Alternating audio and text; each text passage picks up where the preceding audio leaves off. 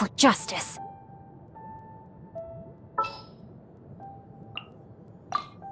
Present.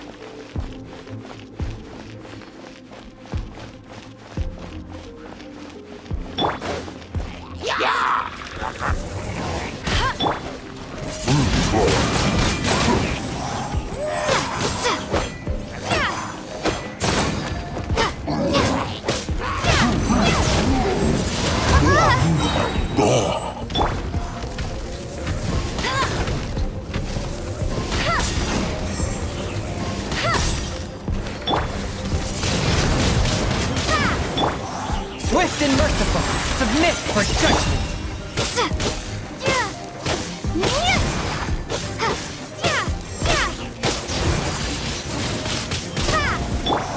Go, Barrack, let it rain!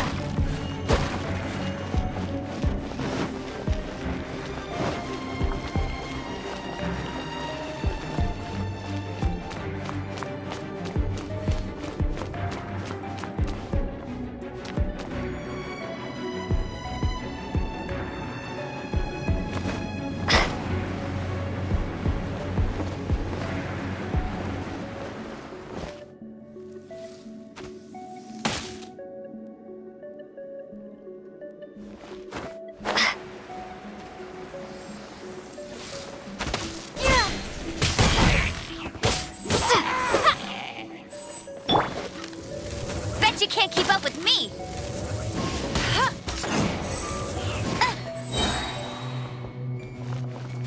I won't...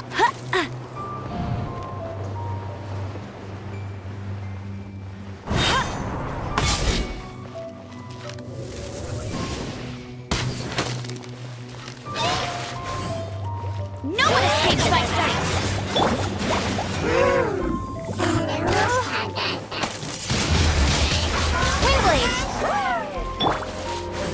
Spirit Blade, attack! Force my blade.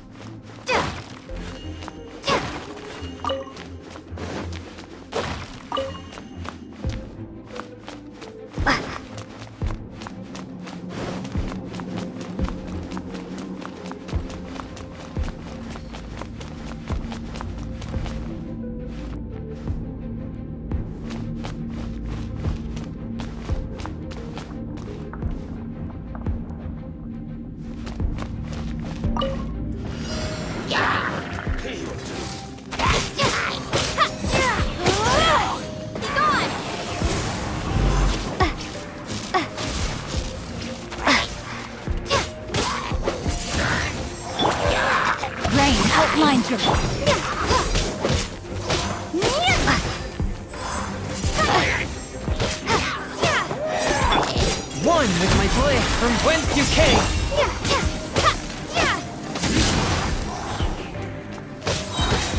Gone! No, my sword! Ring cutter! You can't run. Go, go, big, no escape!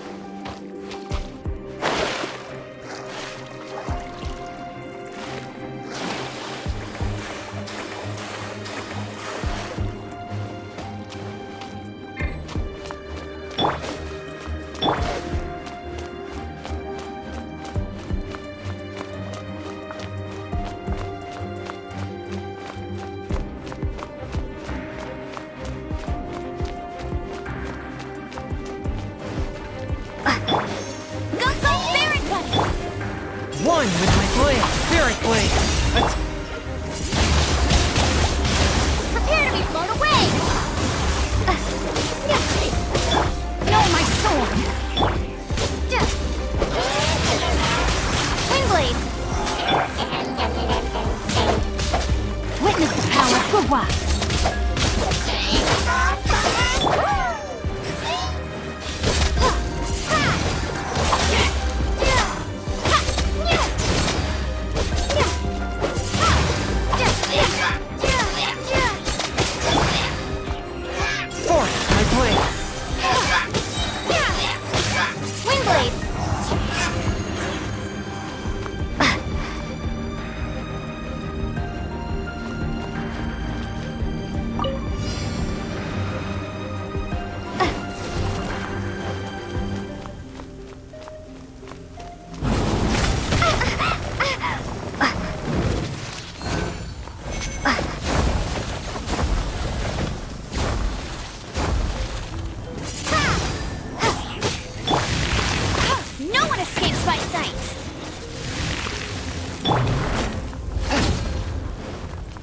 A touch of frost.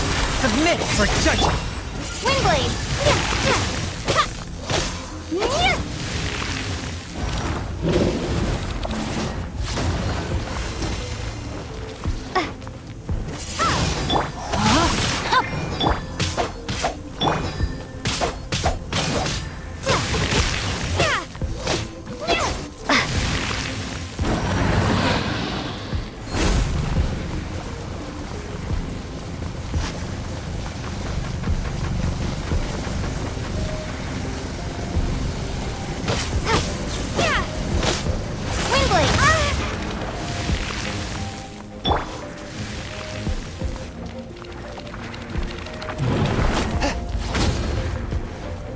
A touch of frost.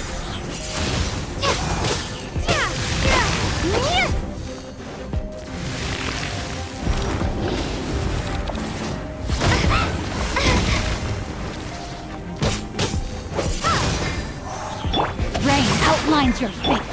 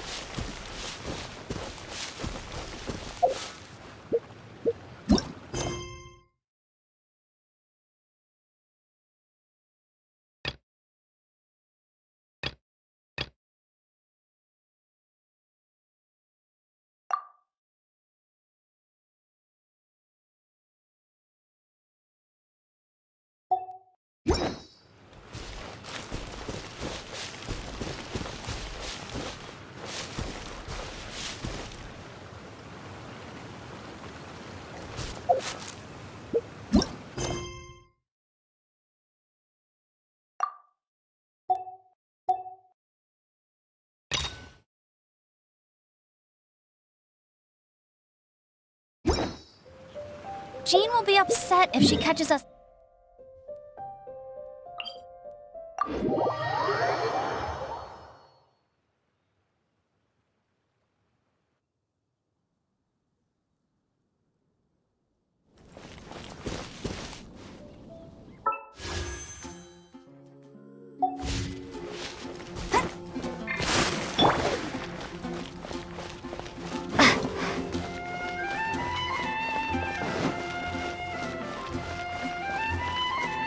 Ad Astra.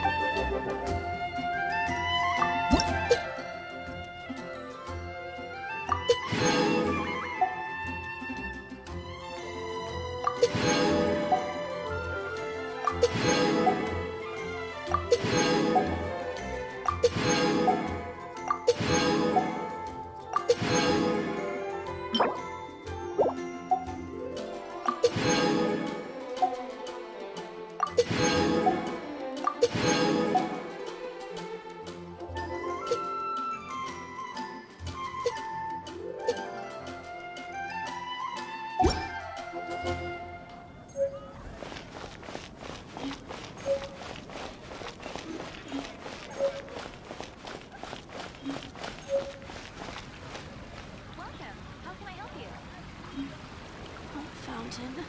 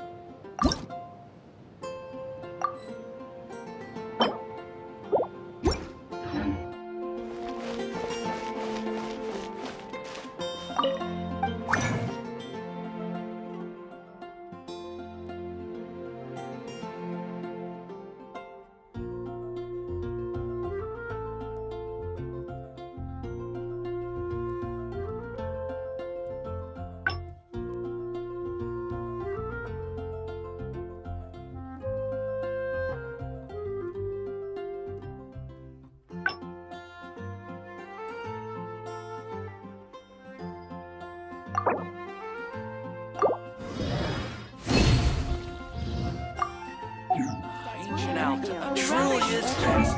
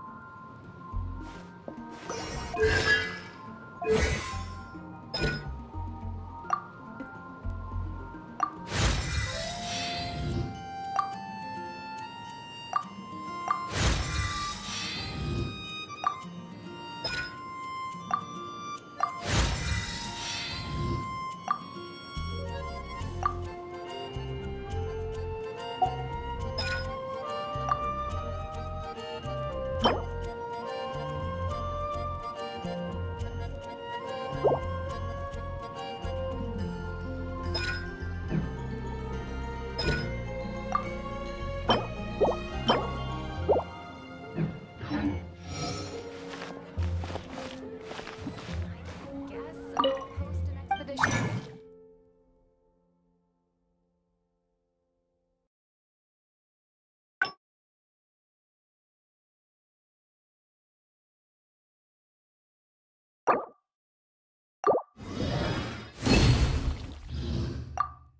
This cliff is known for its views.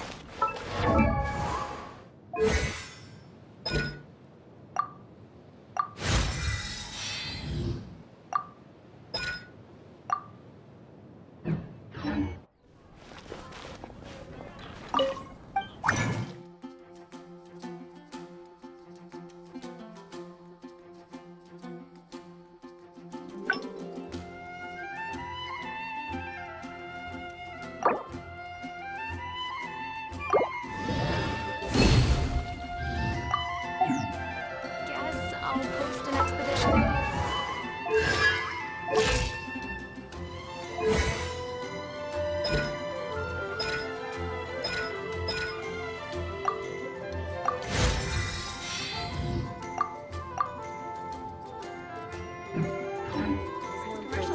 I'll live to that.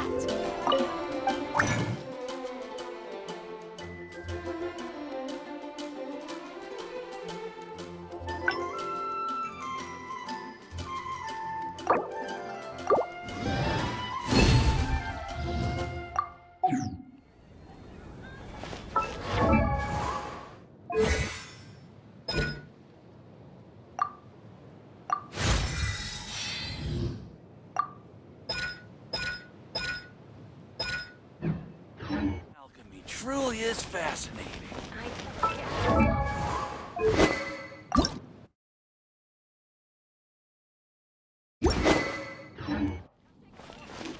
Definitely something that catches your eye.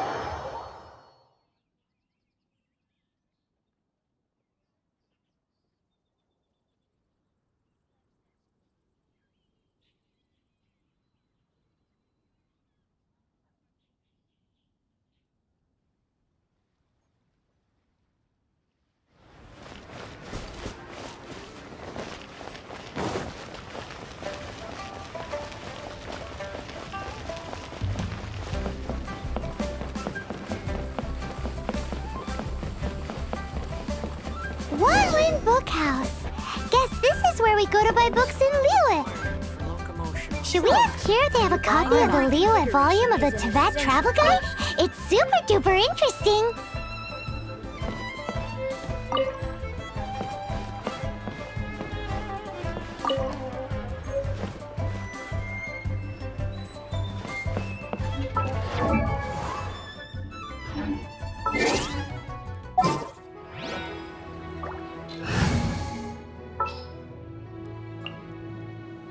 Here, let me help you. As you wish.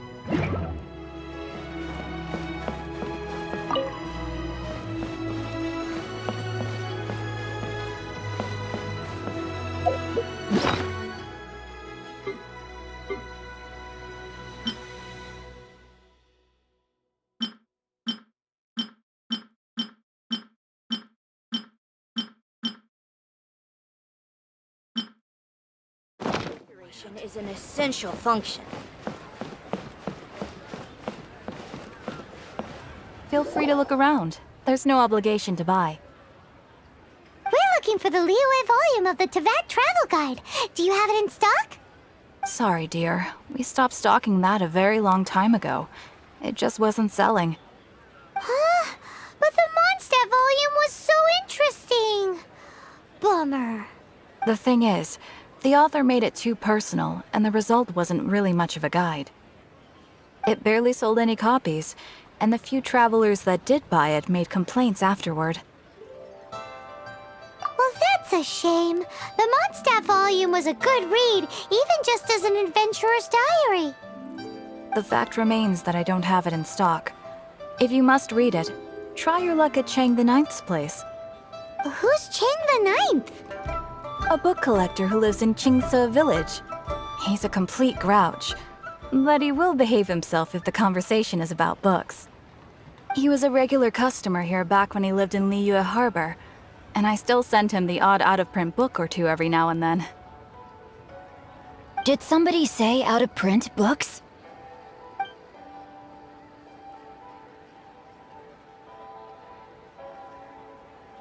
Is there a chance that Volume 6 of Legend of the Shattered Halberd is also in his collection?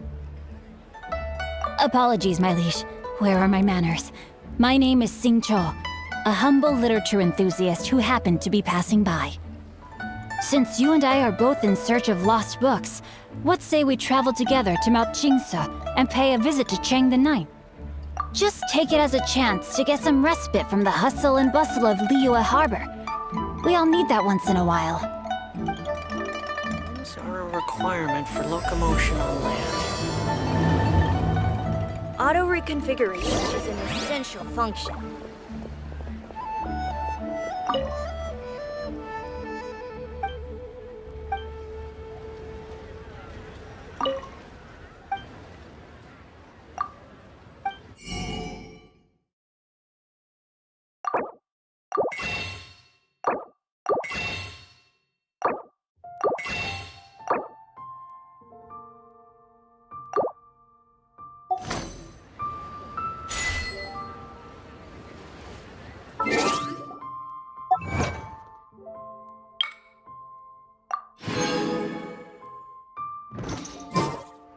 So, are you buying or...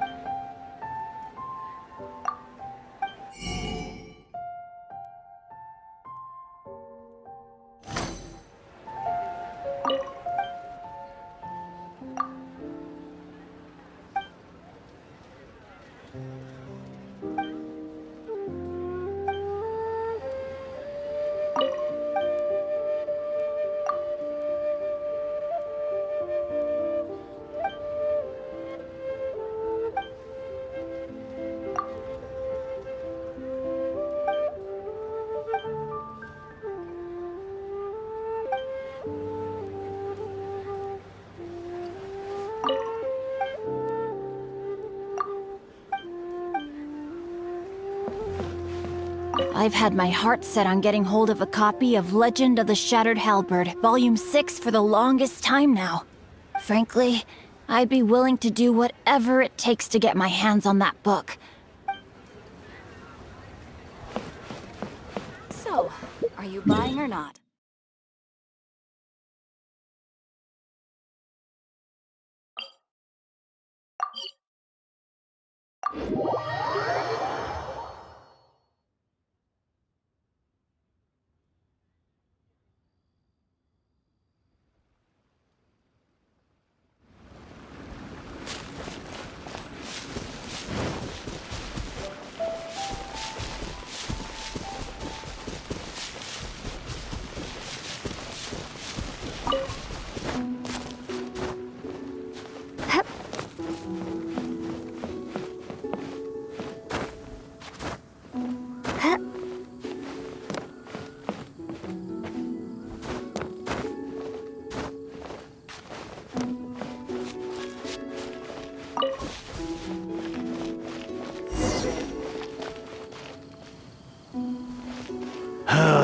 The heavens are smiting me to smithereens. Uh-huh. And what do you want? Come on, spit it out. We've heard you've got tons of old books lying around, and we want to borrow the Liyue volume of the Tevat Travel Guide. Huh. Don't get me started on the topic of my books. After the chasm was sealed off, the family mining business started going south. Then the Fatui started working to sabotage me. To pay off my debts, I had no choice but to pawn off my beloved book collection. Every last book. Do you have any idea what that means? Wrong. That was my life's work. I devoted my entire life to curating, collecting, caring for them, and now they're gone. Gone, I tell you. It's useless ranting and raving at you like this. All I can do is try to save enough Mora to buy them back. Unless you have other business here, I'm done talking to you. Goodbye. Off you go. Go on, go. Please tell me that you didn't pawn Volume 6 of Legend of the Shattered Halberd. Legend of the Shattered Halberd? There's a title I haven't heard in a long time. What? But we don't? That work was an epic-defining masterpiece. Granted, it was almost unknown at the time it was published, but over time it was the work that came to define the genre of martial arts novels and sparked a plethora of imitation works. Barely any copies of the first edition were ever printed. The later edition inexplicably went out of print, almost as soon as it was released. A shame, given what it allegedly added to the original story. Yes, that's right. How did I forget? The original edition's 6th volume of that work is so rare, I could never bring myself to pawn it no matter how much I needed the money. You mean you still have it? Yes. It is my one and only remaining treasure. Hey, Chang! You've got some nerve keeping me and my boss waiting like this. I need an answer. Will you sell the core lapis or not? I'm sure you don't need me to remind you that if you mess with Gentry Moutsai, you're messing with the Fatui. Oh, you again. But you know I can't afford to give a 70% discount on the price. I'd never be able to buy my collection back. That's your business. The question is, do you want your books, or do you want food on your plate? Perhaps you'd like to take your books with you to an early grave. You... Whoa there, friend. Come on. This gentleman is either willing to make a deal or he's not. You can't force him to sell against his will. Just who do you think you are? Keep your nose out of other people's business. My liege, I am but one who comes to the aid of this gentleman in his moment of need. I am Xingqiu, disciple of the Guhua clan. Guhua clan? Did you hear this clown? He thinks he's a Guhua master in this day and age. Oh, there was me thinking the last granddads of Guhua had keeled over and died by now. Who were you supposed to be then, huh? Some sort of Guhua messiah? Justice is blind to our backgrounds, my friend. That just makes me someone trying to do the right thing. But you? The weasel who does the tiger's bidding may be less powerful than his master, but he is no less guilty. Get a load of this guy. Just you wait. You'll be sorry you crossed me. And you, Chang, you're selling that core lapis whether you like it or not. Oh, how the wolves prey upon the fallen tiger. My days are numbered. So, just to come back to what we were talking about earlier, could I get a yay or nay about borrowing that book? Oh, what does it matter now? I can't expect anybody to care about me anymore. But since you did stick up for me, please, just take this book and leave me in peace. 3 long years I have waited for this day. Words cannot express my gratitude. I, Xingqiu, vow to repay this great act of generosity. All right, give it a rest.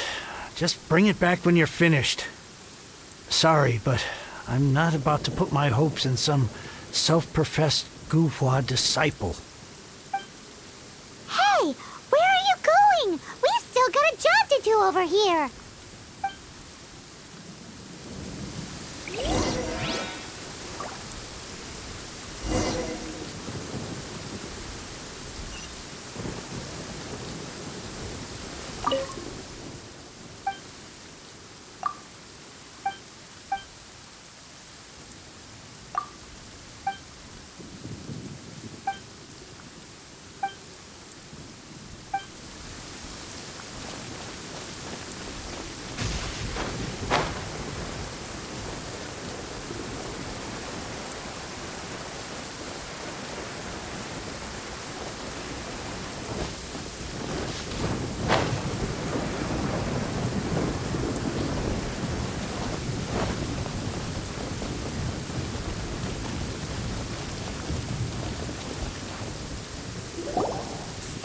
You like reading, huh, Mr. 5-second hero? Oh, amazing! I never saw that coming. Hello? Xingqiu? Anybody in there? No wonder this book is so highly sought after.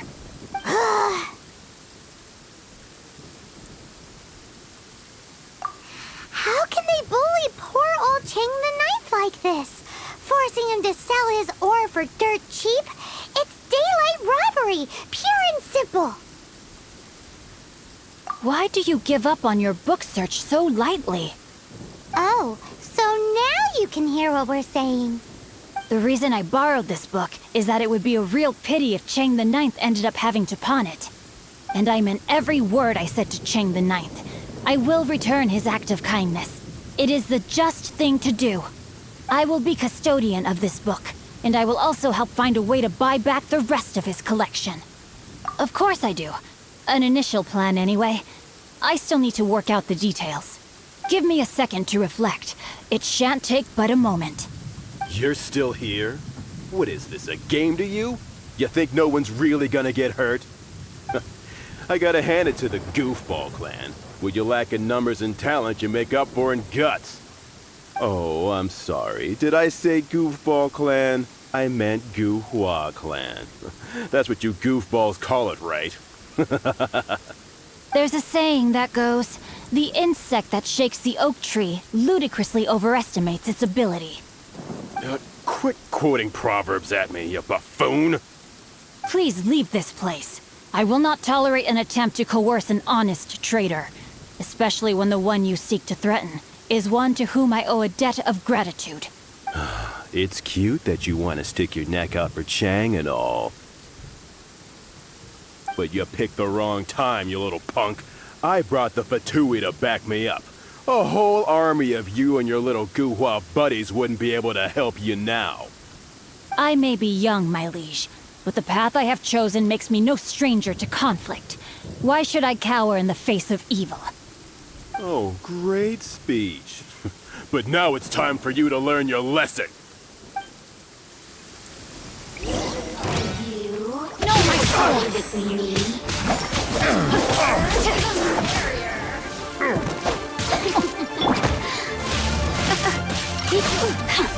Let's spot these.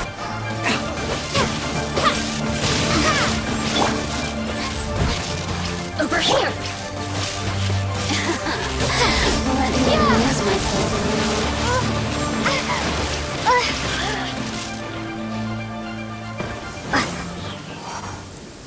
I thought that was just a regular pendant you were wearing, not a vision! You won this round, but you better watch your back. This isn't over! Would it be too much to hope they've learned their lesson? Yes, though I try to avoid using it. I dislike the unfair advantage it gives me against my opponents. Though I long to restore Guhua to its former glory, it is no easy task.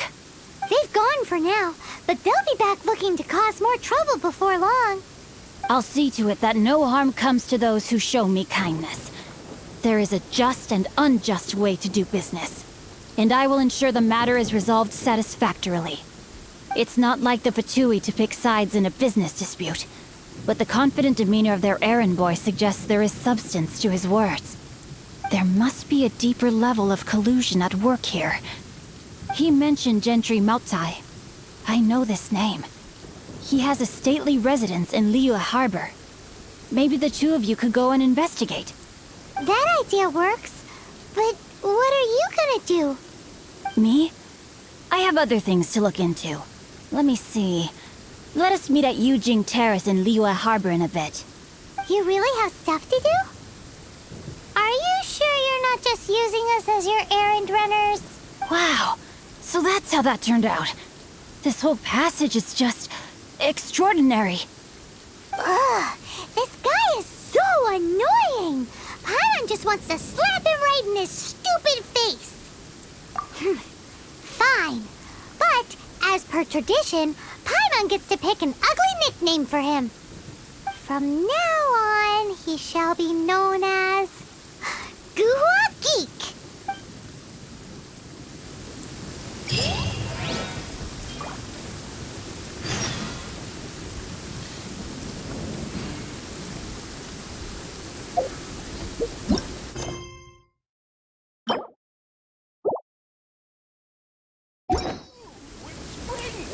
You go first. No need to wait for me. One more page and I'll go and stretch my legs. Just one last page. This is the place to be.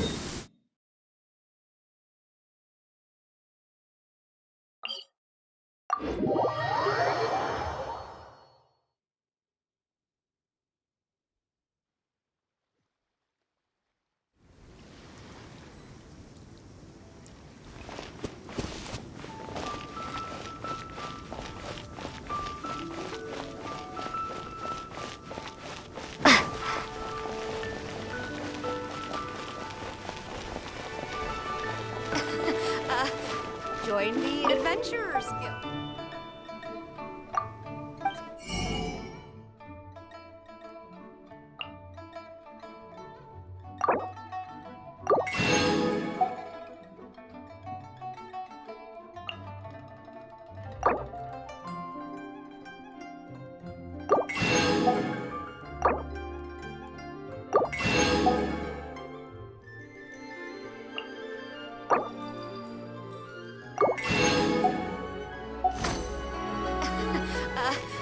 Join the adventure.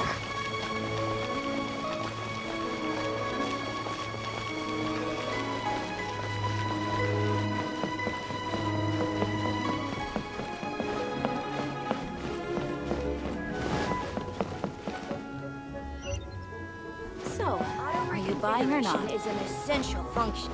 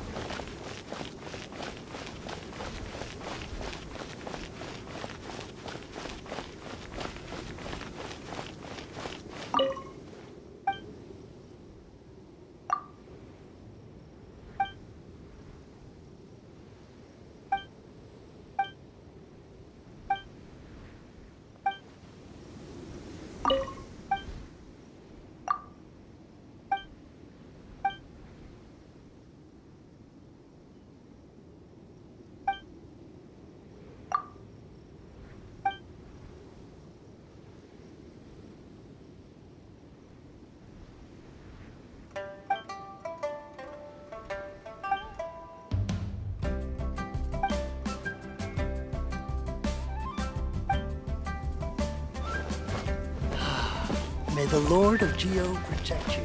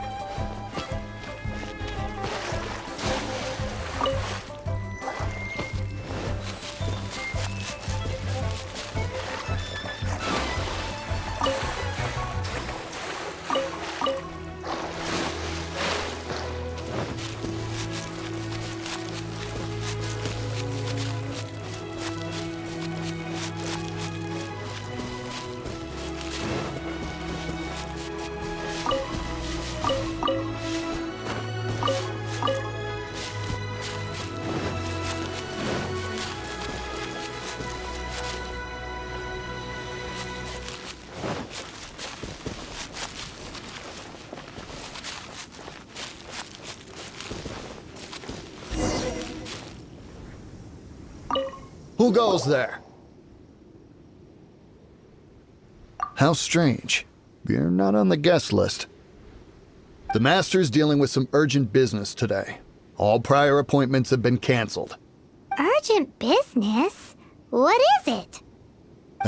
The Master's been working on a major business deal recently. He left early this morning to meet with a VIP client. So, where is he now? I'm sorry. The Master is stressed that we must not disclose that information to just anyone. No, I mean, yes. Yes, you are. I meant no offense. Please, believe me. I'm sorry. Master's currently in business negotiations at Shinya Kiosk. I beg for your mercy, please. My master will show me no leniency if he finds out. Well, my master has much more important things to do than talking to rude guards like you. Luckily for you, your bad attitude will be the last thing on his mind when he's busy negotiating a big business deal with your boss. Thank you. May your business forever be blessed by the Lord of Geo. Nice work! Paimon never knew you were such a tough negotiator. Paimon loves compliments and all, but treating Paimon to some tasty snacks would show that you really mean it. Anyway, seems like the VIP client in question must be one of the Fatui. In that case, let's get ourselves over to the Shinua Kiosk. Seems business is booming at the Shinua Kiosk. No one should notice if we blend in there. But either way, if we want to know what kind of shady business they're up to, we better be careful.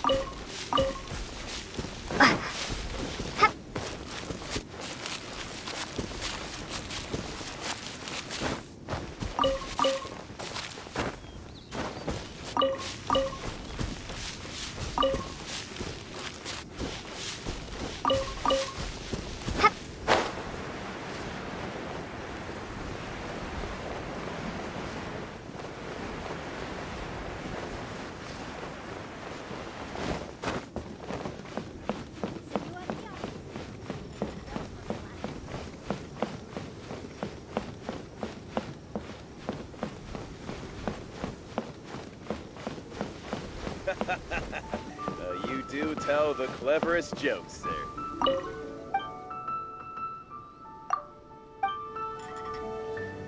Bang! Finally, with that, a seat with a view. The fate of the Guhua Brotherhood was sealed. I understand. I do. Please do not worry. You have my word that the order will be completed as promised. The subordinate I sent was not quite so optimistic in his appraisal. Is somebody being uncooperative?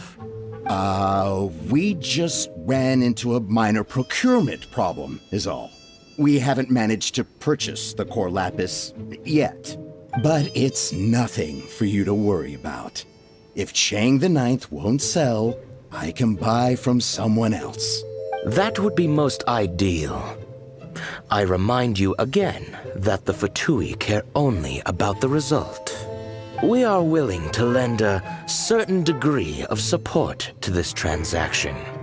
But if it is not completed in time, you may suddenly find our goodwill comes at a price you cannot afford. I understand. I am indebted to you for your protection. You know I would not dream of disappointing you, don't you? We shall see when the time comes. Darn that old man Chang. So, Mr. Gentry Moutsai is colluding with the Fatui. Who knows if Guhua Geek has made any progress? Should we go tell him? Bang! And with that, the fate of the Guhua brother. Ugh, Lee cuisine is inedible.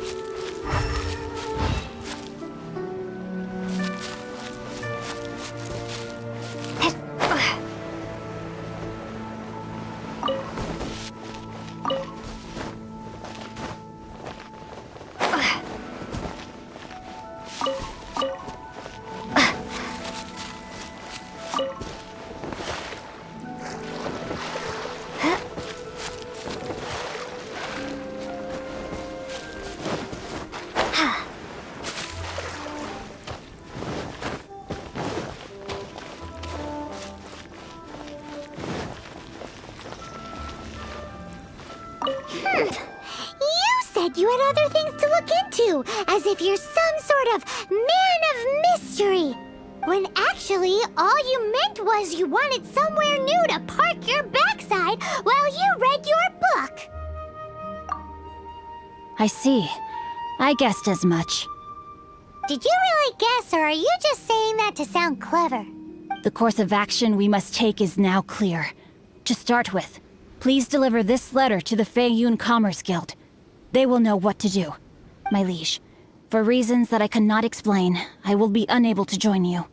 There is no need for you to read the contents of the letter. When the time comes... Ugh, this writing is super hard to read. Paimon can't make heads or tails of it. Hence why I said there's no need for you to read it. The Feiyun Commerce Guild will have someone who can understand it. But why would you want to get them involved?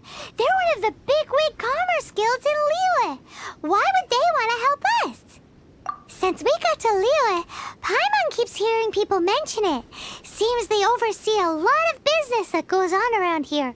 Having such big backing would be great and all, but are you sure they'd want to help? No need to worry about that. From what I know, they share my sense of chivalry.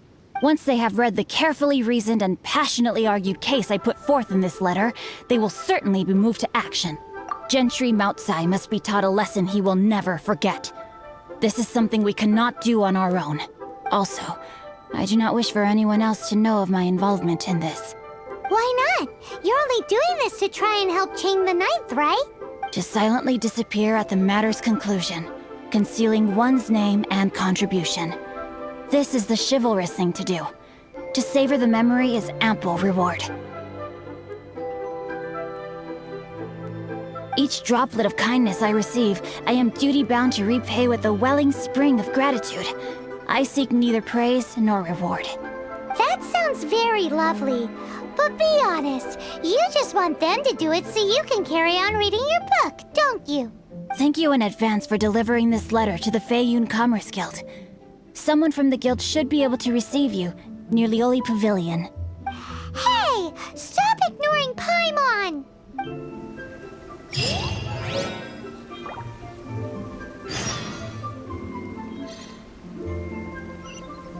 Apologies, my liege. I will be unable to join you. So long as this letter makes it to the Feiyun Commerce Guild, they will be sure to take action.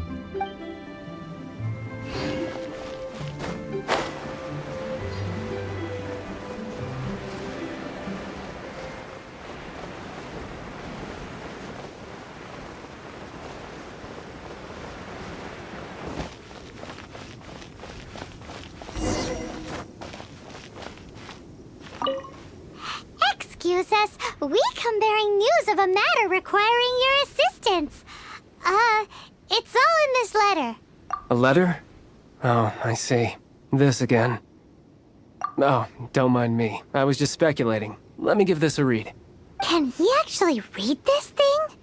Is it even written in the common tongue? Yes, the script is inimitable by the uninitiated.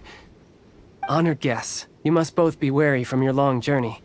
Please allow the Feiyun Commerce Guild to be your hosts for tonight. Please rest assured that the matter written about has been duly received. We just need some time to prepare. Please take a seat here in Lioli Pavilion, where you may enjoy some light refreshments while taking in the ocean view. Consider it a small token of our esteem. Yay! Tasty snacks! They're giving us the VIP treatment! Of course. We treat visitors with the utmost respect here at the Feiyun Commerce Guild. When honored guests grace us with their presence, far be it from us to shirk our duty to them. Please, this way.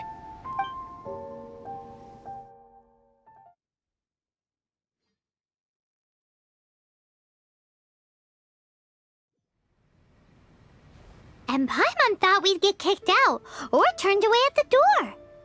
Paimon didn't think Guhua Geek had so much clout.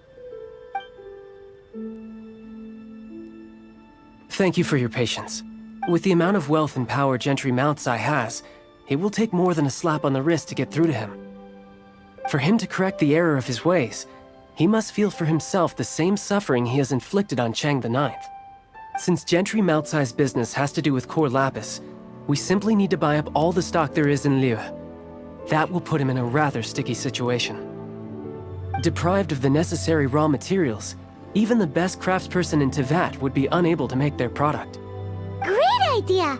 That'll be sure to mess things up between him and the Fatui. But Liyue is huge. Is it really possible to buy up every last bit of core lapis in the harbor? With the timescale we are on, it is indeed a challenge. Hence, as stated in the letter, we must ask for your further cooperation in the matter. First, there are a number of vendors in the city you will need to buy from. I've marked their respective locations on your map. There is also some unsold core lapis at the chasm. You will need to purchase that too. Finally, there is Chang the Ninth's batch. Alrighty, so 3 sellers in the city, another one at the chasm, and then Chang the Ninth. Roger that! Of course, we are not expecting you to cover the costs. Wow, so many more! With cash like this, Paimon could rent out Leoli Pavilion and eat there for a whole month! Well, this is not the first time we've had to do something like this. It's just par for the course now. All you need to do is strike a deal. The Feiyun Commerce Guild will handle the transportation and other trifling matters.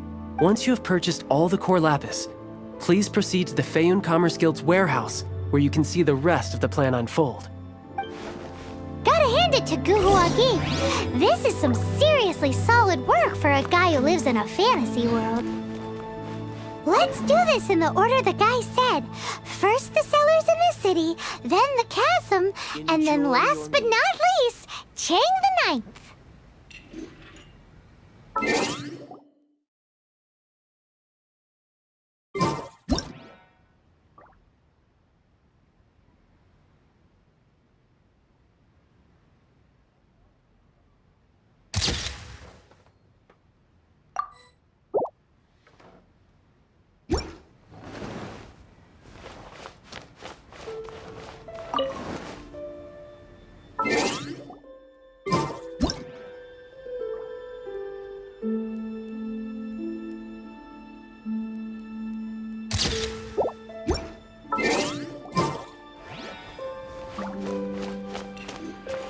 Enjoy your meal.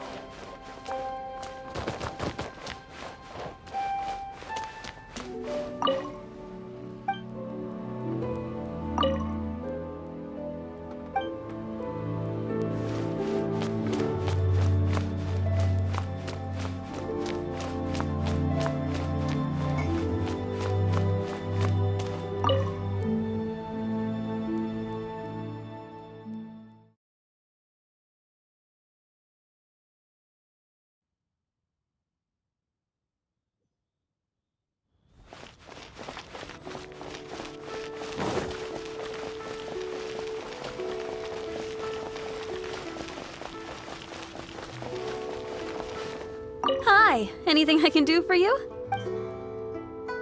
You want all my core lapis? I've already agreed to several orders. That said, none are in writing. The buyers are being incredibly indecisive. Oh, it's for the Feiyun Commerce Guild? Seems business trends are about to change in Liyue. Oh, nothing. Just talking to myself. Come, let us sign a contract. Don't worry about my prior client. He hadn't made any down payments or anything. Quite common in the industry. Thank you for your patronage. We hope the Feiyun Commerce Guild will continue to do business with us.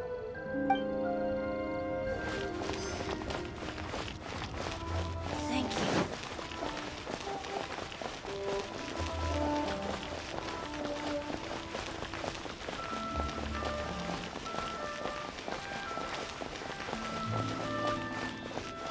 I should open a store here. Good day, my friend. My apologies, but I'm out of stock at the moment. Please try again next time. Oh, I thought you were here to purchase Snezhnayan products. No, that I still have, although I ship it all to factories in Snezhnaya. I don't do retail. Too much hassle, not enough return. Sorry. What? No. Give me a second to think. All right, I'll do it. Just need you to sign for it. Clearly no shortage of cash flow in Liyue.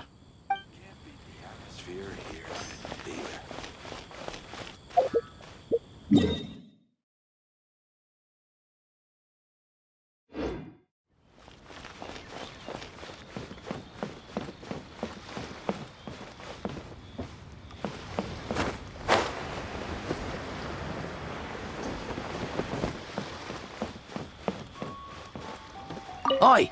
Shh! Keep your voice down. All of it?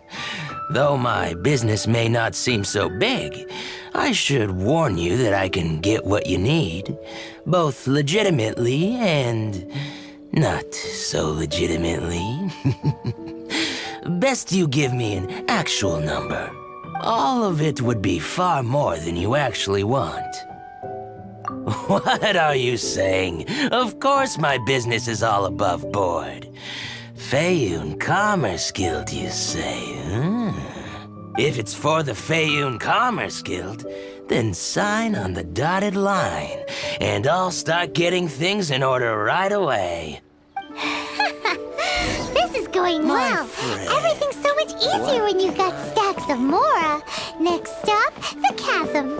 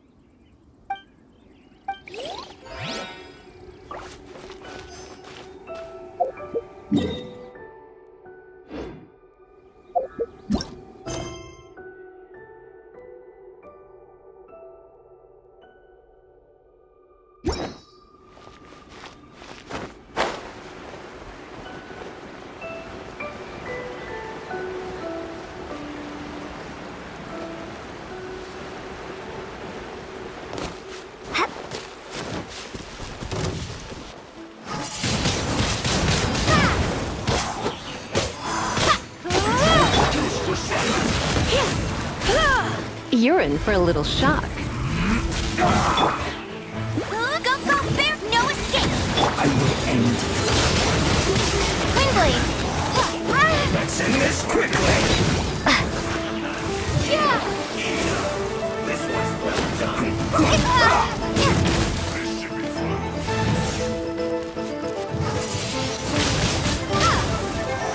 It is a time for a break. Let's spice things up a little.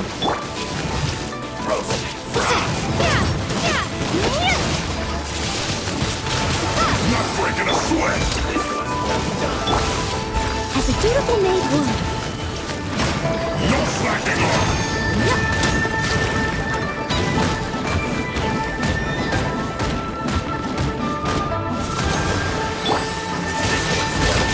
Windblade!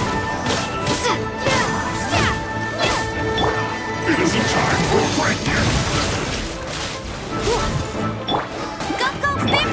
I must leave no stone unturned. This should be fun. End this quickly! No slacking off.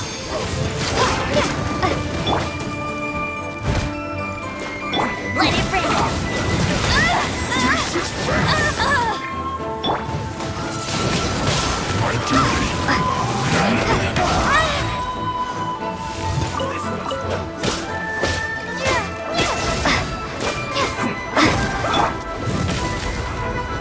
Blitz.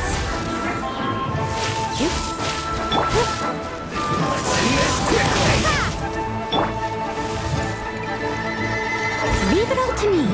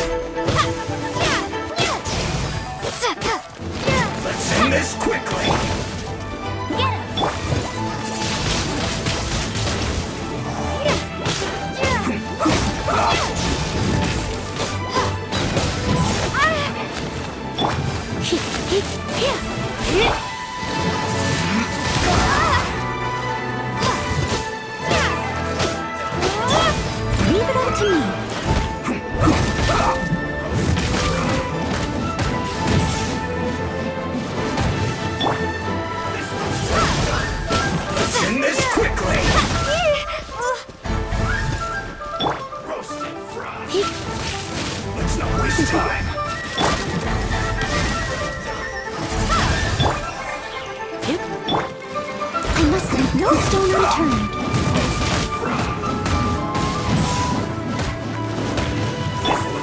Wingblade!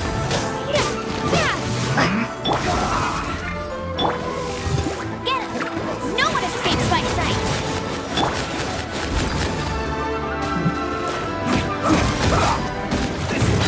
I missed a spot! As a dutiful maid would. Yes, this is it.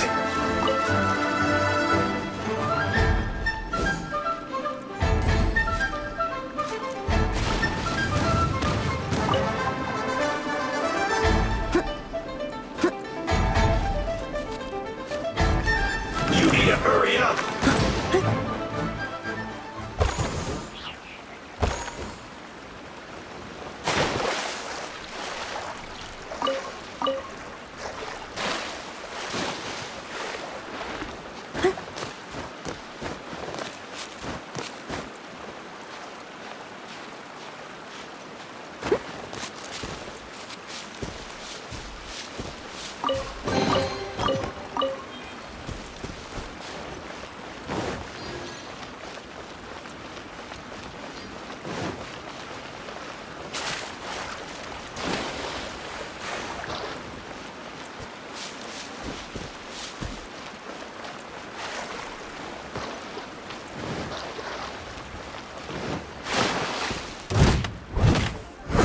Leave it all to me.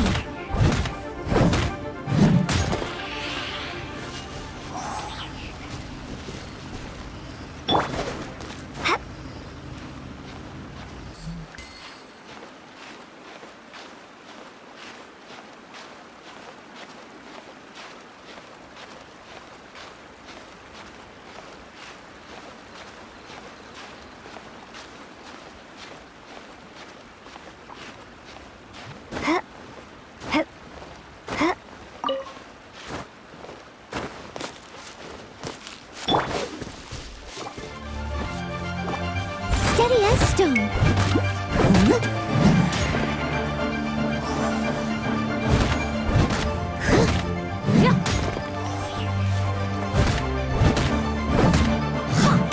I'll catch up.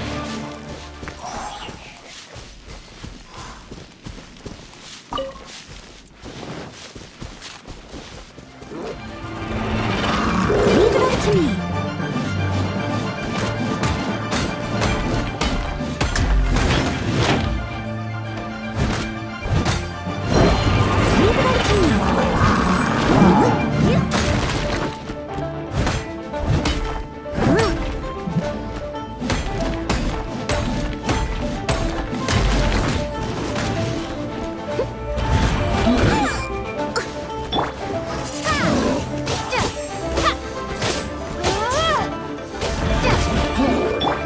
Come a little close to get.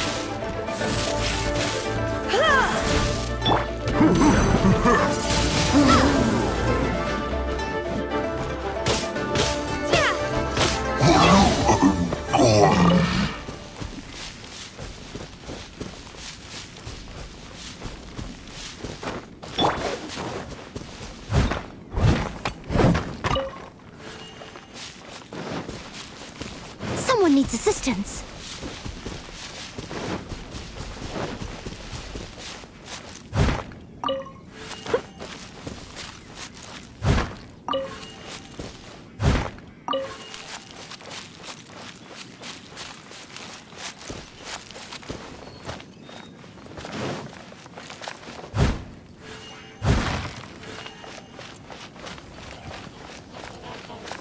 Leave it all to me.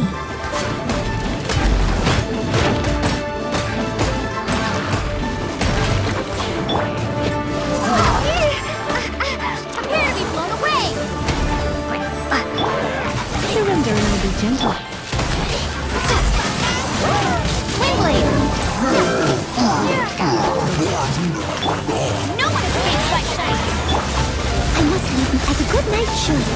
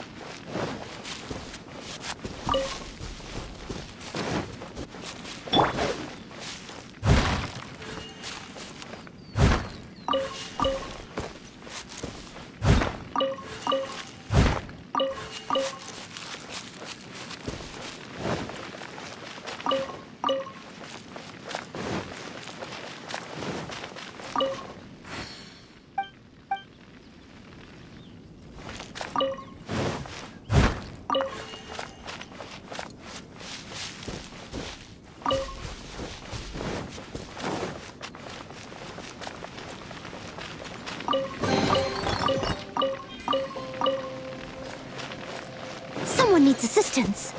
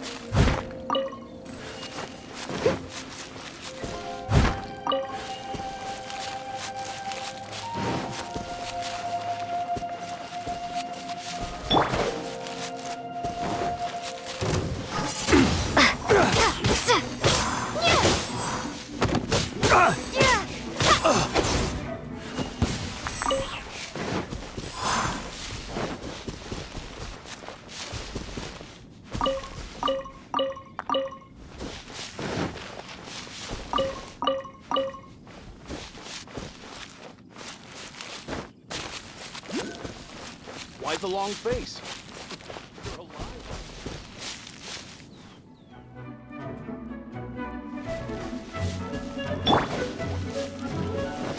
Let it rain!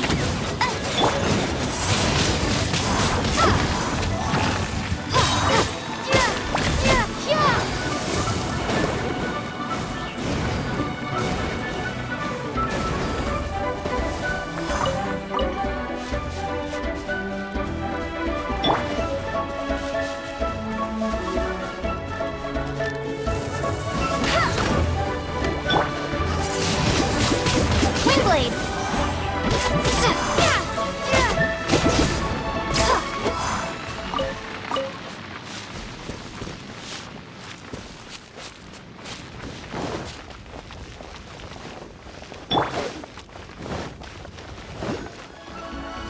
Steady as stone.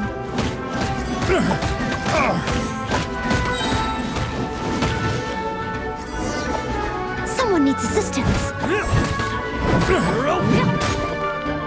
Someone needs assistance.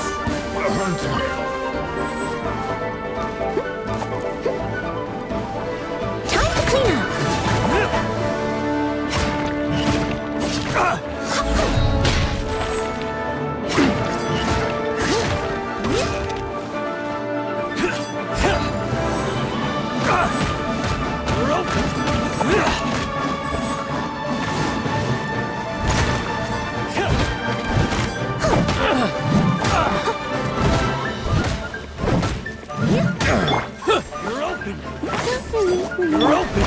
Let's spot it. Windblade! You're open!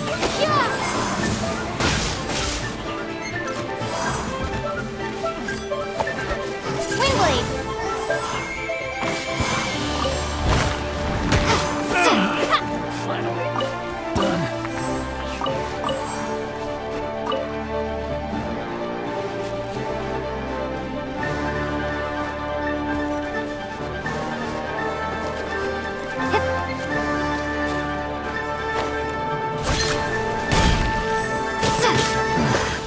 The hunter.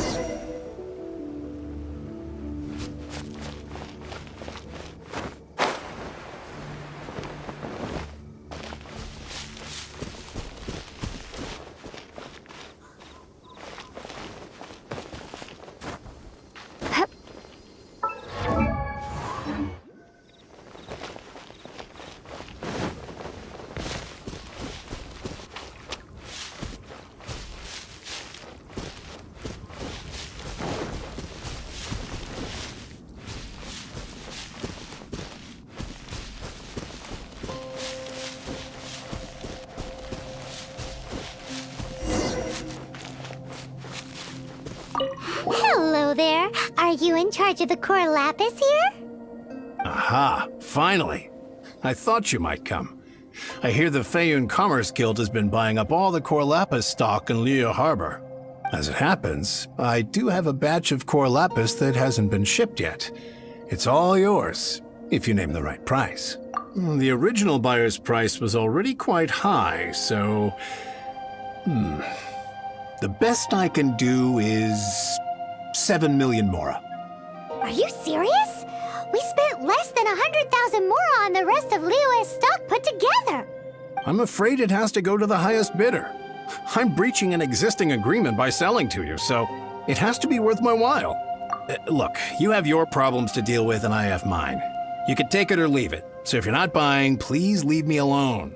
All right. We'll pay, even if it is a ridiculous price. When we get back, we'll just have to tell the guild that we'll sell to this gentleman at 4 times the normal price in the future. Wait, surely there's no need for that. Please, don't do this. It's not even your money. Why be so frugal with it? It might be the guild's money, but we'll have a tough time explaining to our boss why we spent so much in one go. If he asks, all we can do is mention your name and say you gouged us over the price. I understand. I'm sorry, please. I don't want any trouble with the guild. There's just one other thing, though. There's been an issue with the delivery of this batch. Several carts were ambushed by hilly churls. I don't know where exactly, but if I can't retrieve the goods, I can't sell them to you either. So maybe you could go and look for the carts? There should be 5 of them in total. If you can find them all and tell me where they are, I'll sign the contract right away. Oh, yes, of course. I mean, I do hope to carry on doing business in Liu in the future. That's that then. Well, no time to lose. Come on!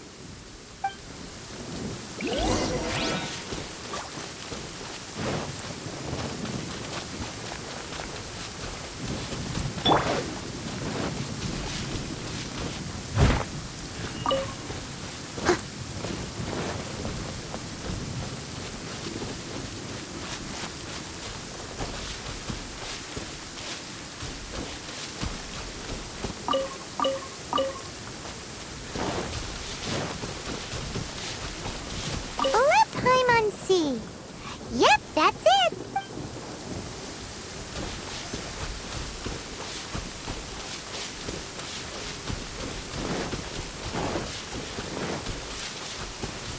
Oh yeah, we found it. Check out all that core lapis. Make a note of the location. We'll send the Feiyun Commerce Guild to collect it later.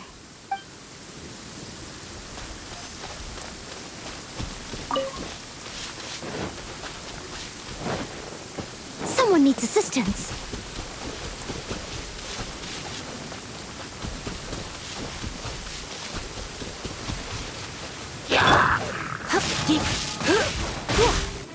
You're in for a little shock.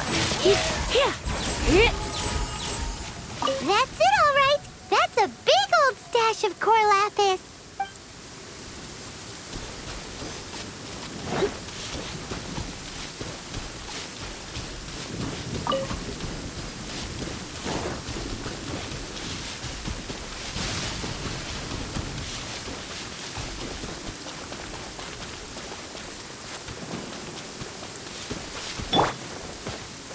Here we go! Loads of core lapis here!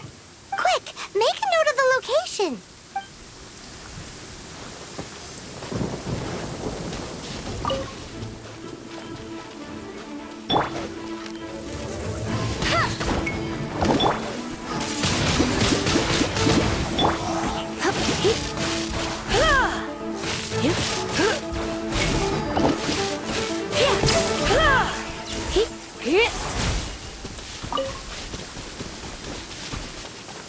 You're in for a little shock.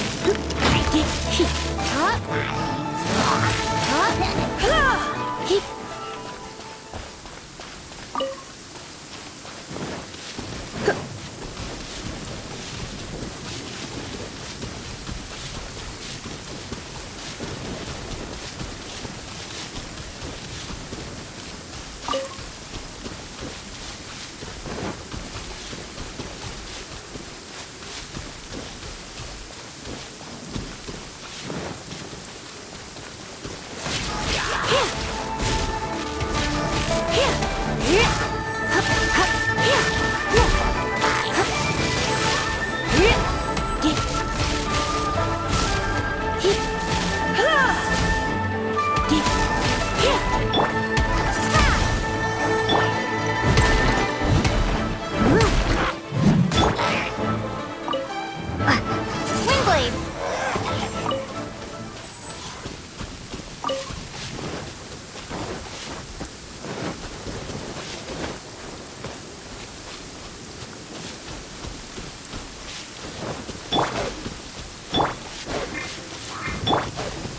You're in for a little shock. You've been a naughty boy.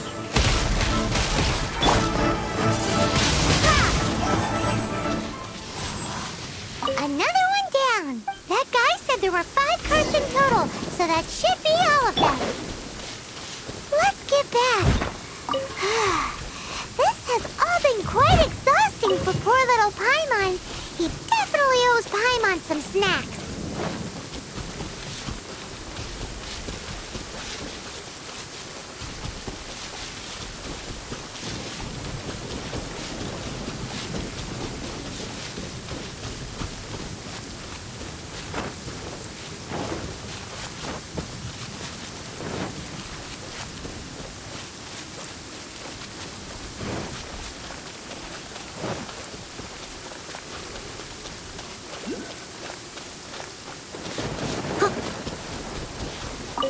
Here, we've made a note of the cart's locations. All 5 of them. Can you sell us the core lapis now? Oh, wonderful. Thank you both. Yes, let's make this official. I also hope you could put in a good word with your boss for me. Done and dusted. Yeah! Paimon's got a knack for this business malarkey, don't you think? Now for the final stop on our core lapis crawl. To Chain the Ninth's place.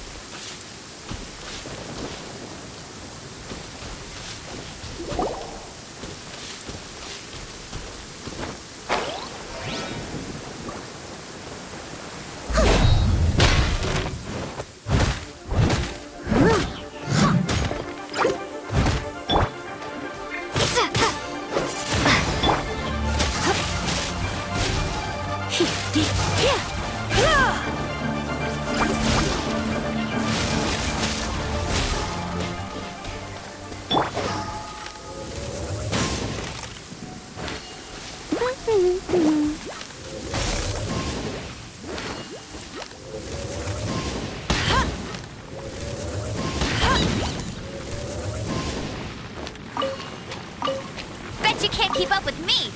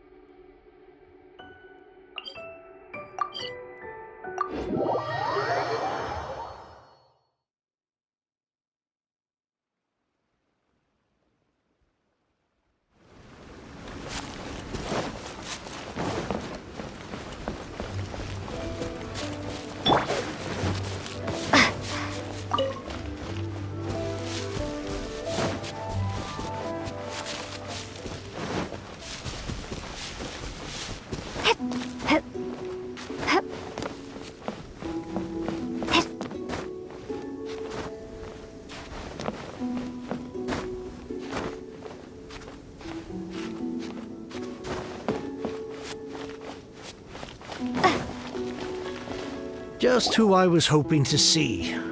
I was just thinking to myself, Gentry mount-sized thugs have been mysteriously absent for a while now.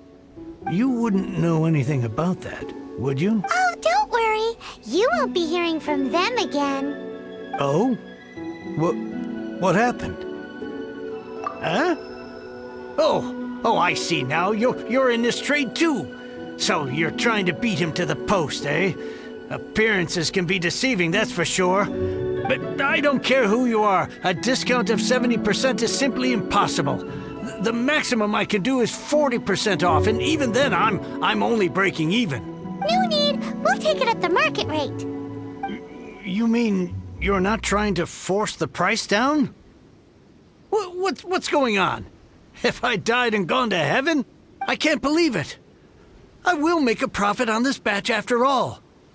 Gentry mount-sized thugs could still come back after I've sold it. If Paimon told you they're not gonna bother you again, then you'd better believe they're not gonna bother you again. Huh. Okay, then. My situation can hardly get worse from here in any case. But tell me, what on earth do you plan to do with so much core lapis?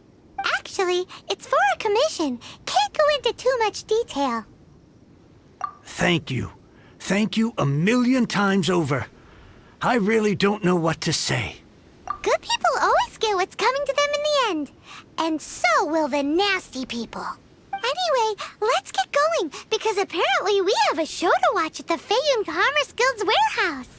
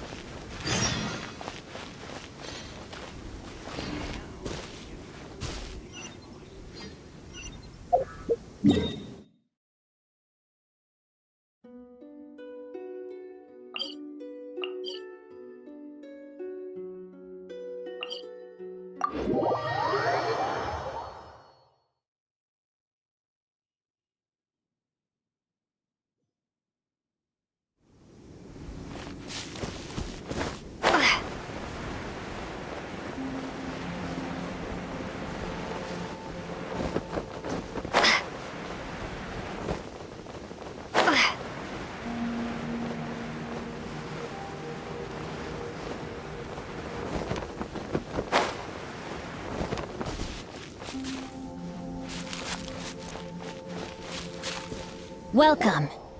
The final act in this drama would not be complete without you two here as audience. You better believe it. We're the ones who've been doing all the work. What exactly have you been doing all this time? Well, naturally, I used the time to immerse myself completely in Legend of the Shattered Halberd. I managed to finish the book off, and I enjoyed every minute of it. Divine Halberd, an ominous sword.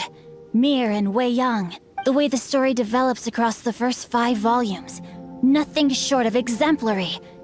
But the 6th volume? Words fail me.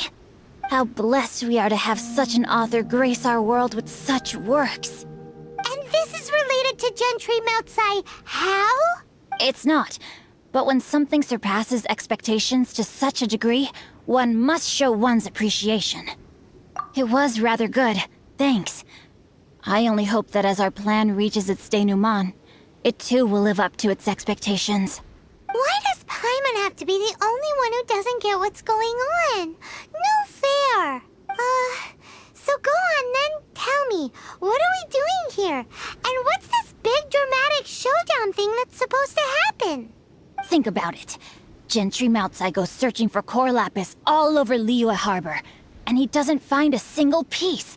He panics, Without the goods, he can't fulfill his contract. And if he can't fulfill his contract, he can't stay in good standing with the Fatui. He hears a rumor that the Feiyun Commerce Guild is the culprit. Panic turns to disbelief. Gentry Moutsai is a hugely powerful figure in the business world. Never has anyone dared to target him like this. So regardless of whether it is revenge or a swift resolution that he seeks, he is certain to... So it was you! You were the one sticking your necks out for Chang the Ninth! Speak of the devil. I went everywhere trying to find someone selling core lapis before I realized the Feiyun Commerce Guild had been on an acquisition spree. Core lapis is hardly a rare mineral, and yet suddenly the stocks dry up, just like that.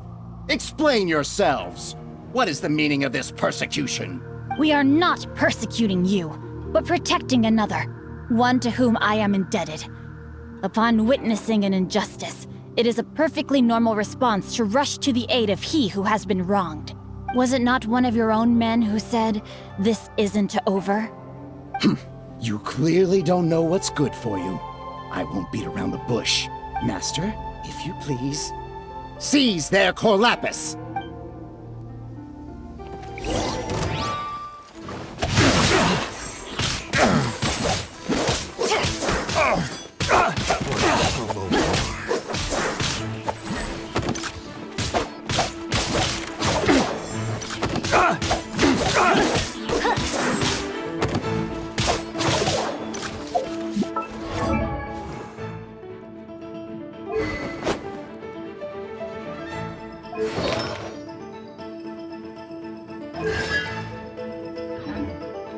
A minor setback. You're open!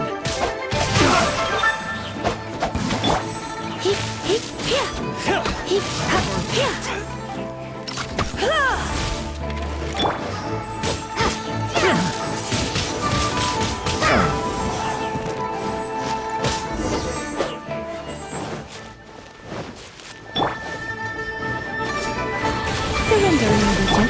Let it rain. Gone.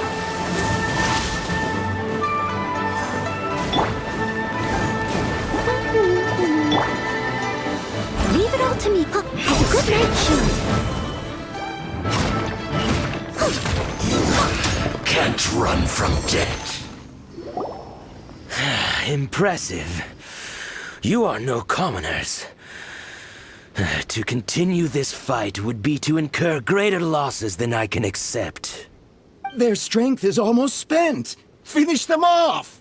The core lapis is almost within our grasp. Might I remind you that the Fatui's relationship with you extends to business matters only? I did not lend you my men to have them stir up trouble at your beck and call. What are you saying? Master, everything I did with only one thing in mind. To complete the order! Then figure it out by yourself. Don't go. Wait! Master, wait! My lord, what are you doing here? Are you hurt? Thanks to this valiant young woman, I am unscathed. My lord? You? You are the heir of the Feiyun Commerce Guild? Indeed, my liege. I am Xingqiu, disciple of the Guhua clan and second son of the Feiyun Commerce Guild manager, and I make no secret of it. Drats!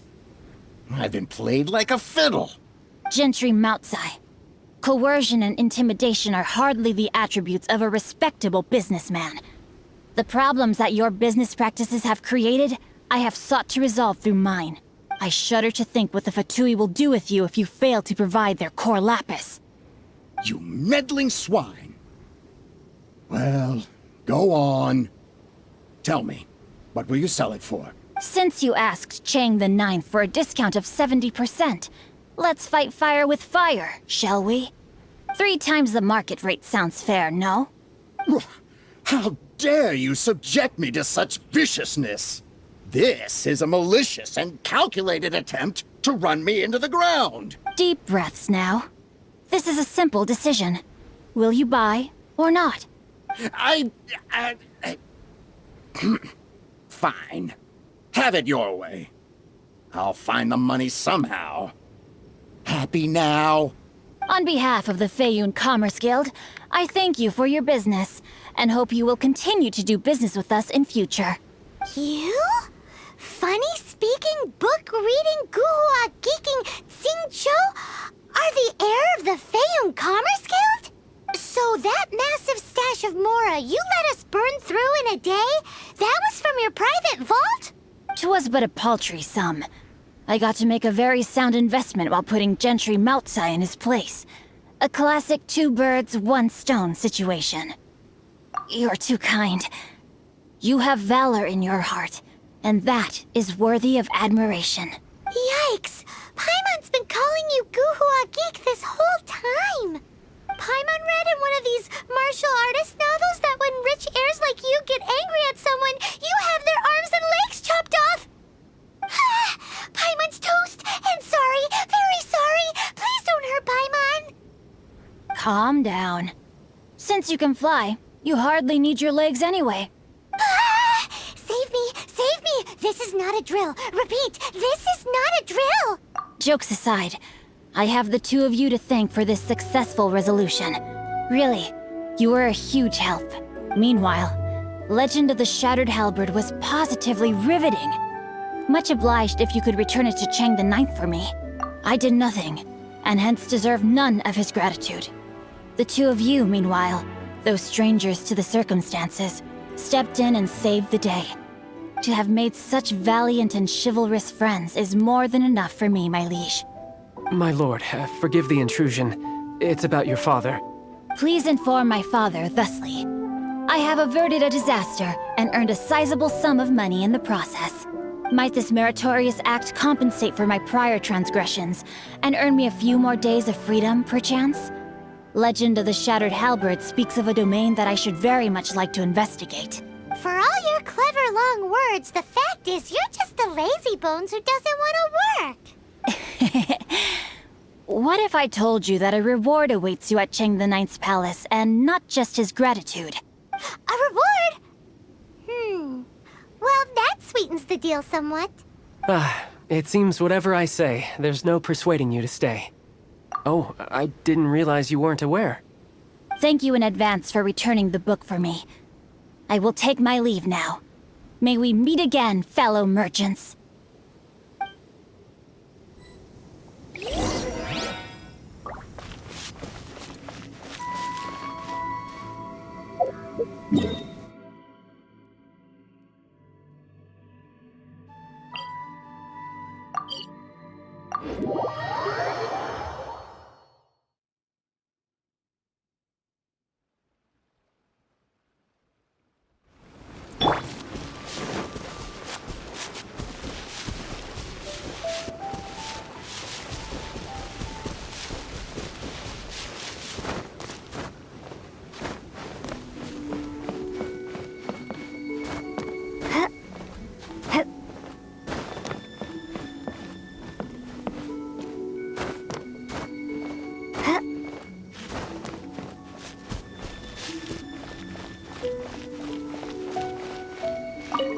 Finally, you're back. This morning, the pawnbroker showed up and gave me back my entire collection. I'm positive that you must have been behind this once again. Thank you. Thank you from the bottom of my heart. Please don't say that. You have no idea how much this means to me. The Chang family was a prestigious household in Liyue back in the day. Unfortunately, after I took over the family's affairs as heir, a series of business setbacks devoured our fortune. Since then, I've saved for years, hoping to restore the house to its former glory. In the end, everything was riding on this Corlapis deal. Were it not for you, this barren wasteland in the mountains would have become my final resting place. Wow, that's the second heir we've met in this town. I'm sorry, what? Nothing? Oh, here's your book back.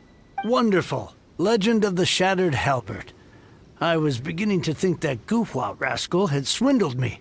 Do people really look down on the Guhua clan so much? Actually, the art is centuries old, and was once held in high esteem. But now it has faded beyond recognition. To instigate a revival, you need to inject some fresh blood, but it's hard to attract budding young talent to a dying art. And so it becomes a vicious cycle. In any case, Guhua kids these days. Take that young rascal Xingqiu, for instance. For all his talk about repaying kindness with kindness and whatnot, what has he done to show for it? You're the ones who've displayed a genuine sense of responsibility. What does it matter? Anyway, you wanted the Liyue volume of the Tevat Travel Guide, didn't you? I'll fetch it for you. It's yours to keep. In addition, here is but a small token of appreciation for your huge generosity. My ore is sold, and my treasured books have returned. I can't believe it. What? What was that? Paimon saw something fall out. Oh, nothing. That little rascal surely isn't...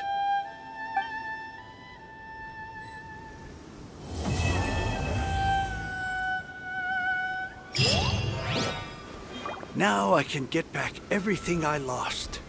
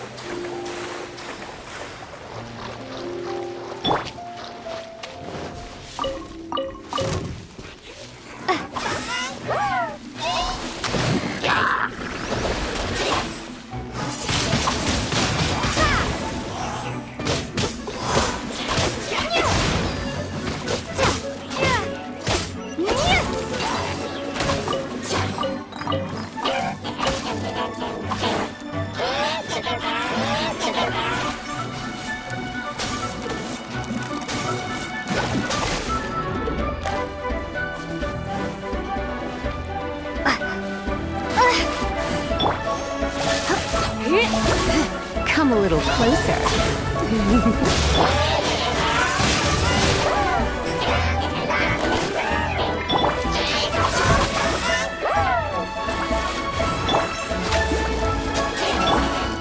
I must leave no stone unturned.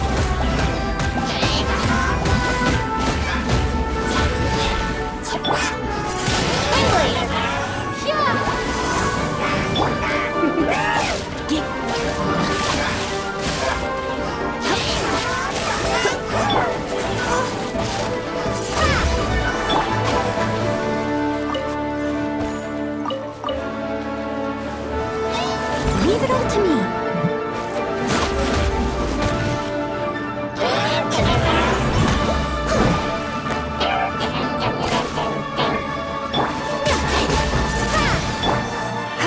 Come a little closer.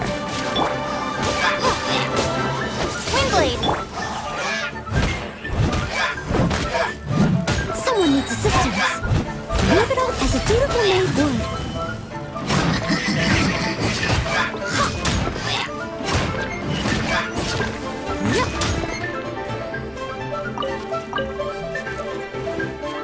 Someone needs assistance.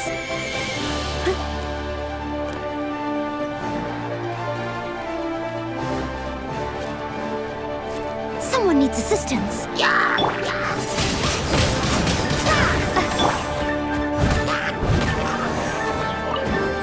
I must leave. Someone needs assistance.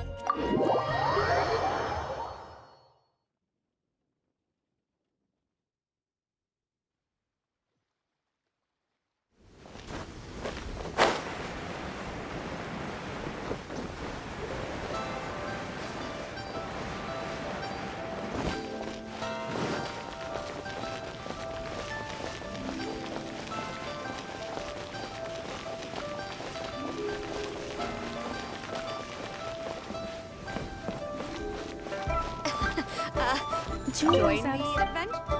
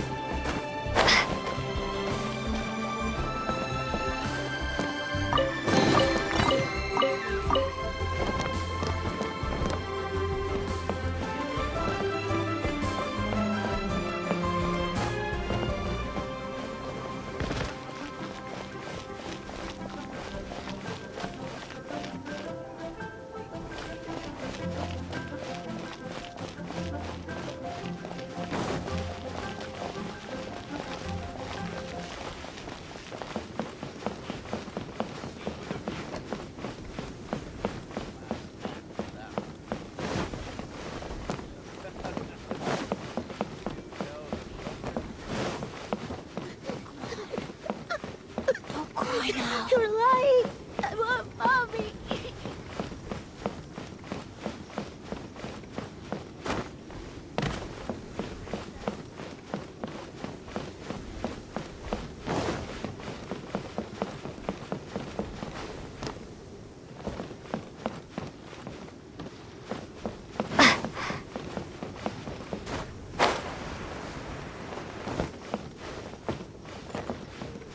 Bang!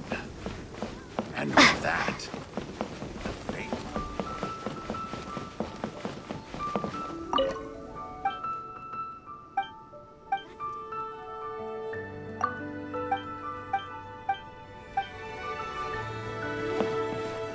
Holy cuisine is inedible.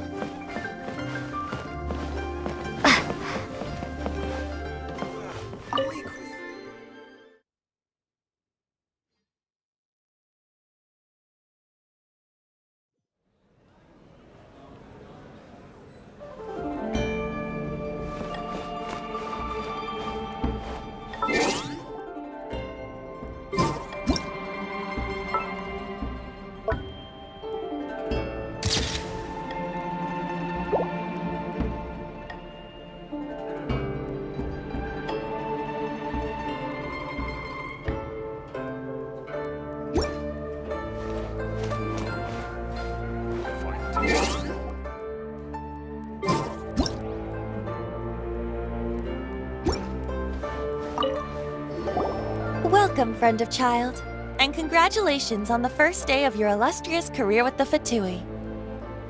You sound remarkably sure of yourself. Remember, We are mere mortals. Our ideas are fluid like water. Only the Tsaritsa truly has a will as solid as the permafrost. But back to the matter at hand. Child tells me that he has upheld his end of your agreement. What agreement? Oh, the thing about him helping us find a guy? Correct. Child promised he would find someone to break the stalemate. And the Harbingers do not break their promises lightly. Ah, where is that guy anyway? Child is currently at Lioli Pavilion. Oh, Paimon knows this one. Ahem. There are two styles of cooking in Lioli, known as Li style and Yue style. They have been competing for centuries, but neither has emerged as the clear winner. The flagship restaurant of the Li style is the Lioli Pavilion. The owner especially chose to open the restaurant at Feiyuan Slope so they could compete face to face with the Shinyue Kiosk, which is the flagship restaurant of the Yue style. Don't talk to Paimon like that. Anyway, Paimon's hungry. Let's get moving.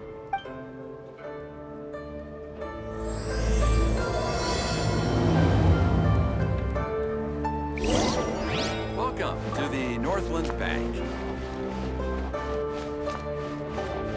Master Child awaits you at the Lioli Pavilion. If you please, do not keep him waiting.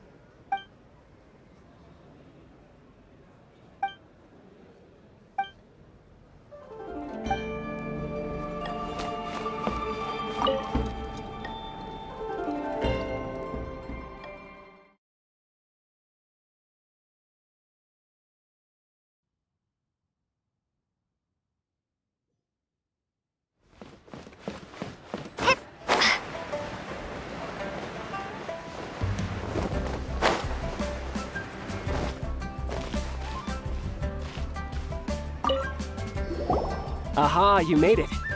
As promised, I have found someone who can help you. Someone who can solve the mystery of why the Leo Qixing would hide the Geo Archon's vessel. So, where is he? In Lioli Pavilion? He certainly is. Come, I'll introduce you. I took the liberty of setting up a business dinner, as per the Leo custom.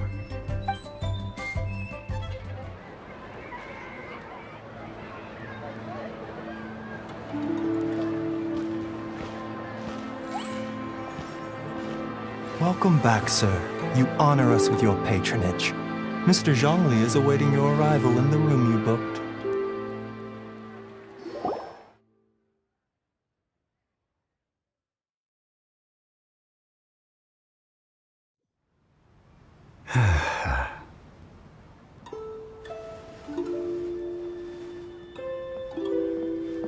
Hi.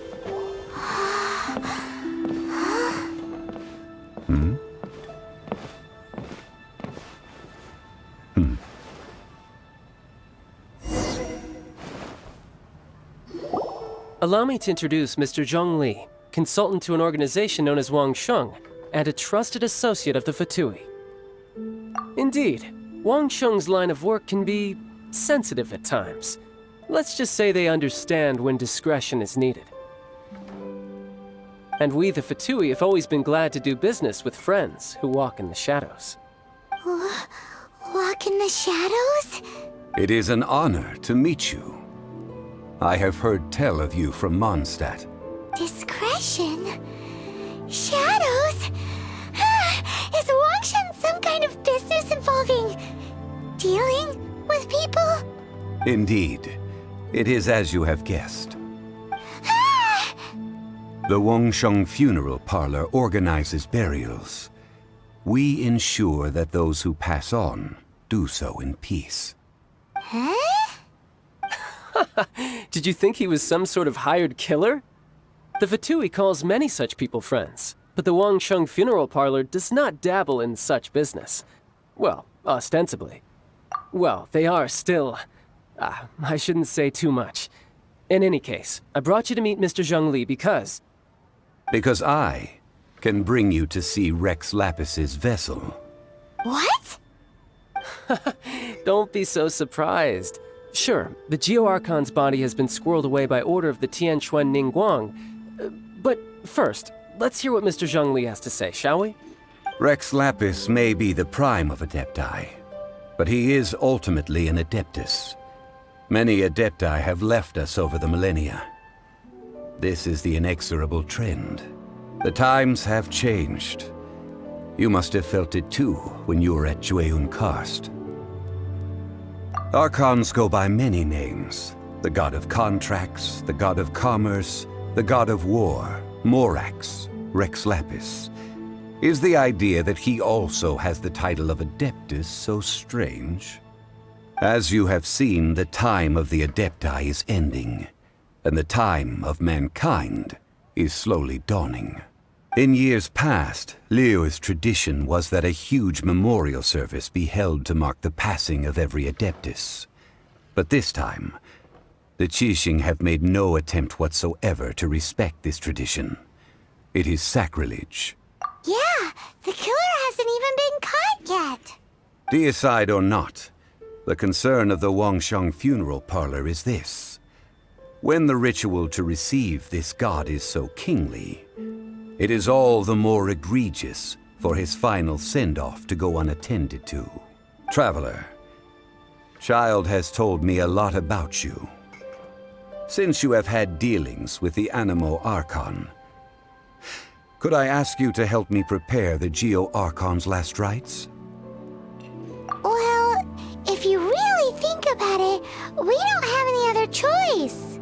Indeed, no amount of consideration can change this outcome. The Tianquan Ningguang has forbidden anyone from accessing Rex Lapis's vessel, which of course you would need to access if you were to achieve your goal of meeting all of the seven. Precisely. Only by participating in the rite of parting will you be able to see the form of Rex Lapis again.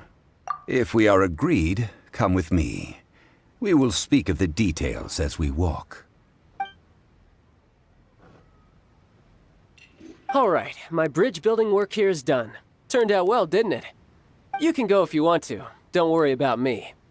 I might just have a few more drinks and get acquainted with these things they call chopsticks in the meantime.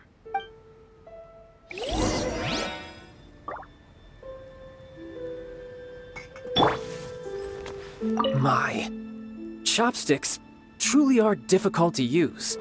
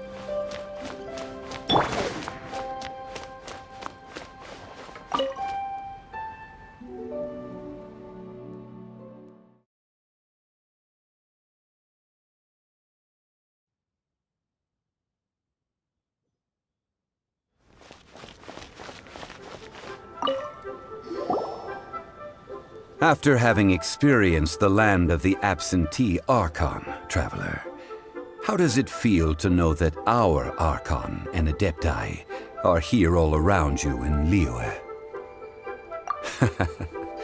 I see. So you're that sort of person. It's not a bad thing. But I suppose you have yet to experience the substance of Liyue's 3,700 years of divinity. Organizing the rite of parting should prove to be an enlightening part of your travels. Liyue is the most prosperous of the 7 nations, defended by deities and ruled by the Qixing. As such, the diplomatic maneuverings of the Fatui have gained no purchase here. Ningguang of the Qixing has always been on her guard against the Fatui. That is in all likelihood why Child wants to make use of the Wangsheng funeral parlor's connections. Huh. What would Child get out of us doing the rite of parting anyway? I neither know nor do I wish to know. As far as I am concerned, the Fatui are merely financial sponsors. I only wish for Liyue's traditions to endure. These are the advance funds that Child has provided. If you use them up, you can go to him to apply for any subsequent funding. Wow! Well then, let us be off. The first step in our preparations shall be to obtain some prized Noctilucous jade worthy of a deity.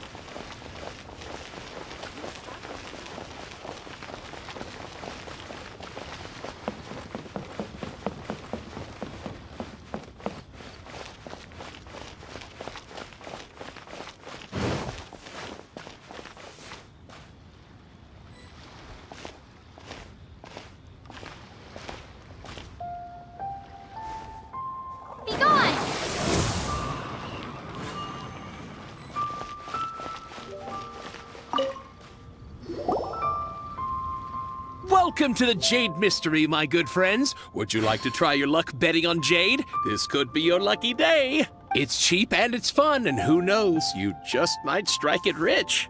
Betting? No, we're here for... what was it again?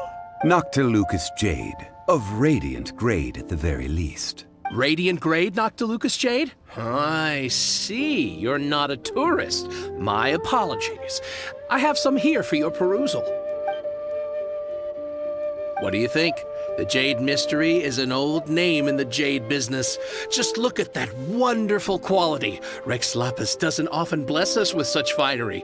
Go on, pick whichever one you like. These 3 pieces really do look pretty. Not like the ones you usually dig up. But how do we pick? Should we just grab one and go? Oh? You want me to decide? That is fine as well. If it were me, the answer would be simple. Oh? And that would be... I'll take them all, boss. Oh, you act with such panache, good sir. I always knew you were not a man of ordinary caliber. Oh, wait, boss! That one didn't count! We need to discuss it again! Hey! If we only need one for the ritual, aren't we wasting 3 times the Mora if we buy them all? Oh, Mora. It is as you say. I suppose I overlooked this particular aspect of the transaction. Huh? How do you not think about Mora when buying things? If one must always consider Mora before acting, then in all things one is bound by Mora. What? All Mora is currency, but not all currency is Mora. What? Is this how the rich live? Well, he knows a lot about big money, but not a lot about big savings. No need to waver.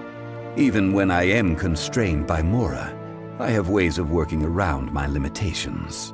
Evaluating the quality of Noctilucous jade is indeed very tricky. As crude ore, there is little difference in texture, lustrousness, and internal pattern between good and bad jade. Only after the item made using Noctilucous jade has taken shape will you be able to see whether it is up to par or not. If you return to those crafty merchants to quibble, they will counter by saying that your crafting bench is to blame, or that your heat control was poor. Whoa! To think it's that easy to get cheated!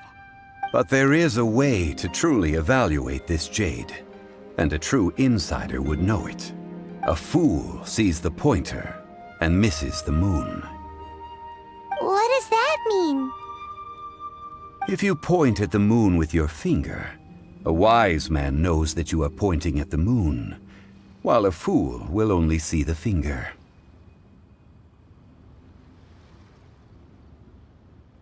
The patterns, the facade, these are all the finger.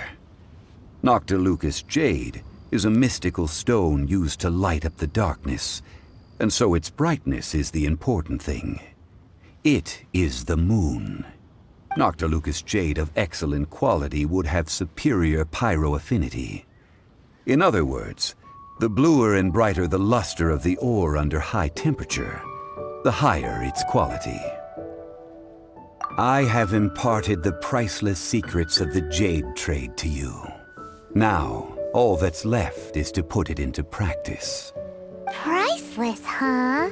Paimon's just said that we might never be able to use it again. We're back to buy some rocks, boss. But can you let us burn them first? Burn them? You can't do that, my friends. If you were to do so, what would I have to sell? That would... well... fine. As you wish, then. How about this? I can take a small sample of all three. I'll take a bit of a loss. We'll count it as a friendly gesture. Don't worry. I know the rules. As long as we can prove that it is good jade, you will not take a loss. All right. Take these as samples. I've carved them off with a knife and tagged them to boot. Aren't these too thin? Even paper's thicker. No, even a bug's wings are thicker. These are almost see-through. Stingy? I've already been very generous. Any more and you may as well have my neck. But wouldn't something this thin go poof if we held it to the fire? It can't be helped. Trying to deprive a merchant of his profits would be like forcing a ravenous wolf to vomit up the food in its stomach. Nonetheless, under the right conditions, these thin slices will serve. What sort of conditions? While we add the high temperatures using pyro, we can use hydro to reinforce it from within. This way, the samples will not disintegrate immediately. Oh! Oh, sir, to think you were this learned. Thank you for your understanding. Strictly speaking, asking for samples when we have not yet agreed to purchase the goods is unfair. Trade in Liyue must be based upon fairness. Well, guess we just need to find a place to try this out. You mean at One Mean Restaurant? As long as we do it when she's not in. That would not do. It is a place where people come and go. They would be endangered if the elemental reaction were to get out of control. We cannot take such a risk. Oh, Paimon remembers! We once saw this big pot down at the Data Upa Gorge in the camp of the Hilly Churls from the Meaty tribe. It's real sturdy and should be able to take the elemental reactions. Now, let's pack those samples up and make a move!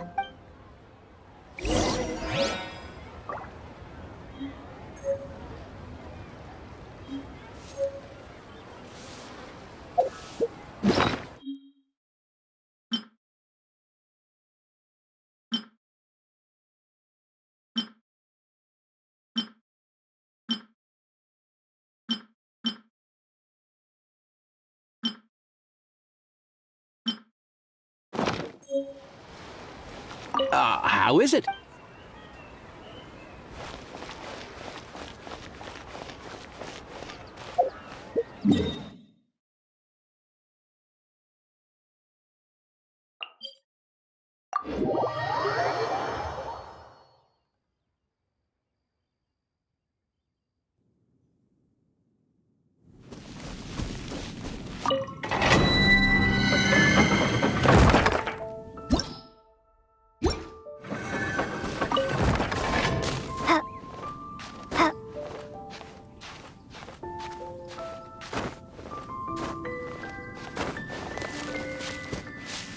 It has been a long time since I last set foot in the Nation of Wind. A friend of mine from Mondstadt would always bring a few bottles of locally brewed dandelion wine whenever he came to visit me in Liyue.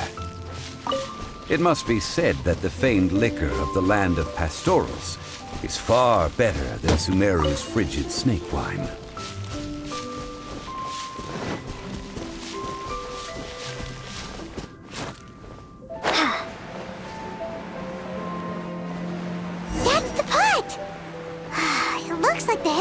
Are still using it. It's a bit impolite, but we gotta cut the line.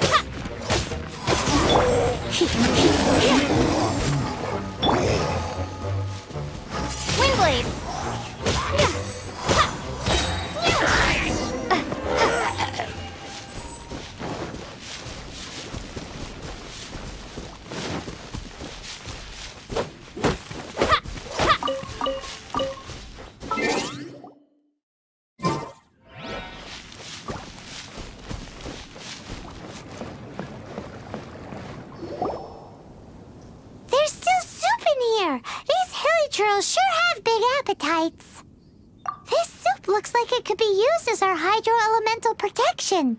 Let's fire it up and begin our experiment. We're ready to go. Paimon will help remember which one of the three is which. Use pyro to keep making the pot hotter until we get the results we need. Mr. Zhongli said that the shinier and bluer the ore gets, the better it is, so pay close attention.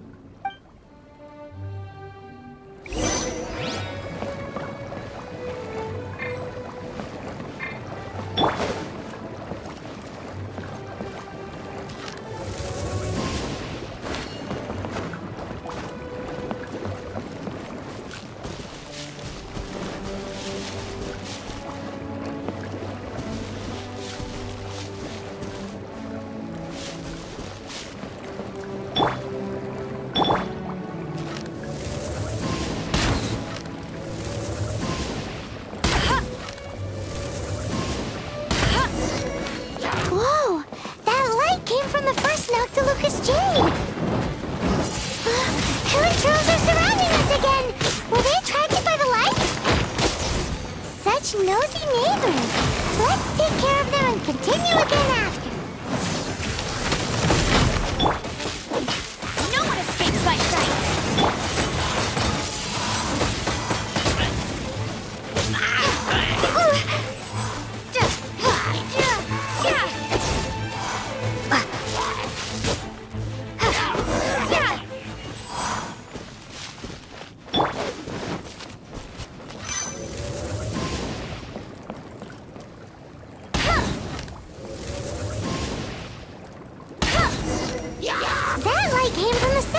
Lucas Jade, didn't it? More trolls? They don't give up, do they? Looks like they're mad that we ruined their food.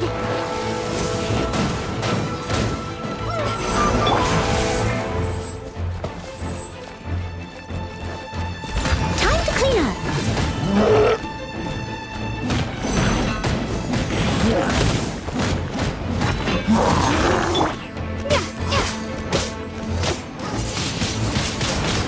Ow!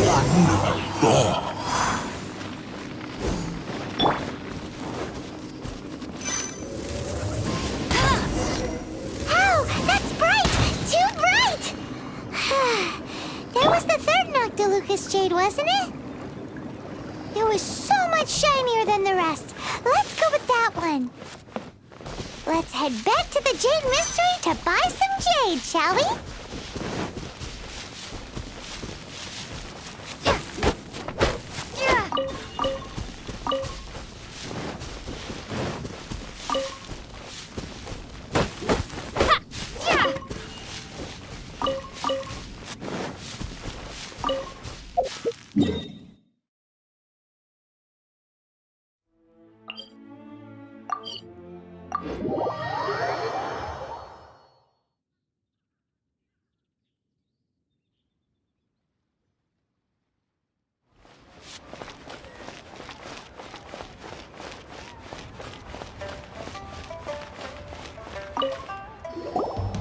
You're back, my friends. I've kept the goods for you. Which of them would you like?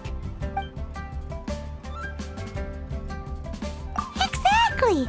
That's the one Paimon remembers too! No problem. If you have your eye on this one, you can have it. Then we'll take a box of the third type of jade. Done. All the same, and pardon me for asking, but I'm curious. Whatever do you need this much top-quality Noctilucous jade for? I suppose it would not hurt to tell you. We need them to make implements for the rite of parting. Parting? Oh, dear. I'd heard the rumors, but had given much thought to them. This means that Rex Lapis really is... Oh, it's hard to believe. Even though the Jade Mystery has been in decline, we have always been under his protection. It is said that when our Lord lost his way while going incognito in the city 200 years ago, it was a spoon from the Jade Mystery that he had used to sample the local delights. Alas, alas, all things must pass. Well, if this is to be used to say farewell to Rex Lapis, then I shall sell this to you at half the price. Are you sure? You didn't want to even give us an inch before. If not for our Lord's protection, this city wouldn't exist as it does now. No proprietor could earn money off such a thing. Oh, I'm sure Rex Lapis will feel your sentiment, boss. In the safe hands of the Liu Chithing and good honest merchants such as yourself, I for one believe that Liyue will continue to prosper as it always has done. All right. Thank you, my friends. What's with me getting all sentimental like this? I'll practically be giving away all my fortune at this rate. Now that we've made our choice, let's take this Noctilucous jade back. Hey, wait a minute. He said it was half price, not that we could leave without paying. Oh, right. I'm sorry. I must have forgotten to do that too. Let me see. As I thought, I didn't bring any. Any what? Mora. My apologies. Another oversight on my part. Oh, that won't do. This isn't some small sum. Oh, wait.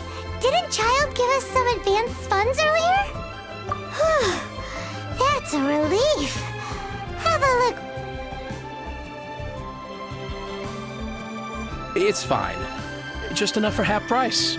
Though, to be honest, it'd be all right even if the sum wasn't quite enough. Well, it's settled then. Let's take this jade to Yujing Terrace. That's where we plan to hold the rite.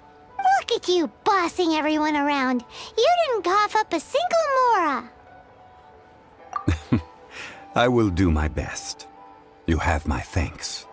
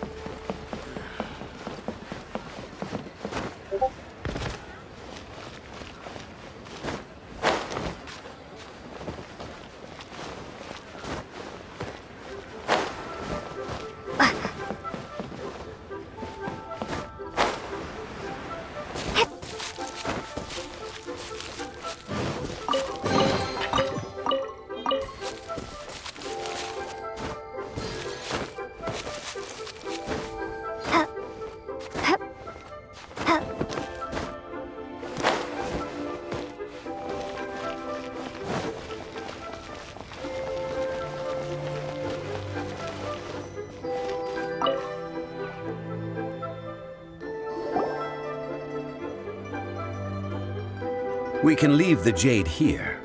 I have already called for a jewelsmith to shape them into the implements that we will need. Ah, yes.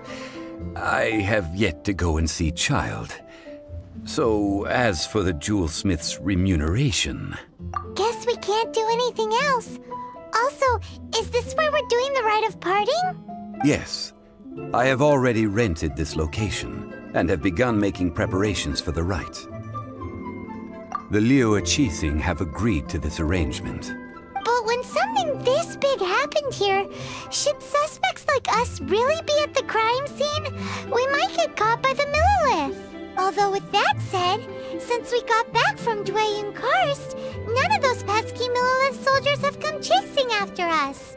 Wonder what that's about. Also, the, Rex Lapis vessel... Traditionally, we call it the Exuvia. Ah, right! That's what it was called. You seem to know everything, Mr. Zhongli. So, was this Exuvia hidden away by the Qixing? I mean, we haven't even figured out who the murderer is. One must think that they already have someone in mind. Or perhaps they already know. Surely they must have found all the evidence that there is to find here. These things are for the authorities in Yujing Terrace to consider. Trying to help would probably only add to their troubles. Before the rite is conducted, the Exuvia will be kept temporarily in the Golden House. Golden House? The only mint in Liyue, which is to say the only mint in Tevat. All the mora that flows throughout the world is minted there. Wow! Oh, no! Paimon wasn't thinking about anything bad. Paimon thinks it suits Morax. But why do you know this, Mr. Zhongli? Since the rite of parting has the approval of the Qixing, it is a semi-official event. As such, there is already some limited information available. Perhaps each has their motives, but this is the capital of commerce. A little exploitation once in a while is not unacceptable. In Liyue, where the god of contracts reigns, only contracts may not be betrayed. I, for one, have no issue with little maneuvers outside their remit. Well then, we should go and prepare the perfumes used in the rite. Perfumes? Where'll we get those? Do we buy them? No. Perfumes used to honor the gods must be freshly decocted. The quality of the silk flowers we require is also special. Silk flower petals contain a fibrous material of good quality, often used in brocade making. Its scent, however, is most elegant, and is especially suited for solemn events, like giving offerings to gods and adepti. It's time for Zhongli's lectures on high society again. We shall not speak of the details right now. Follow me. We shall go to the merchants to purchase our ingredients.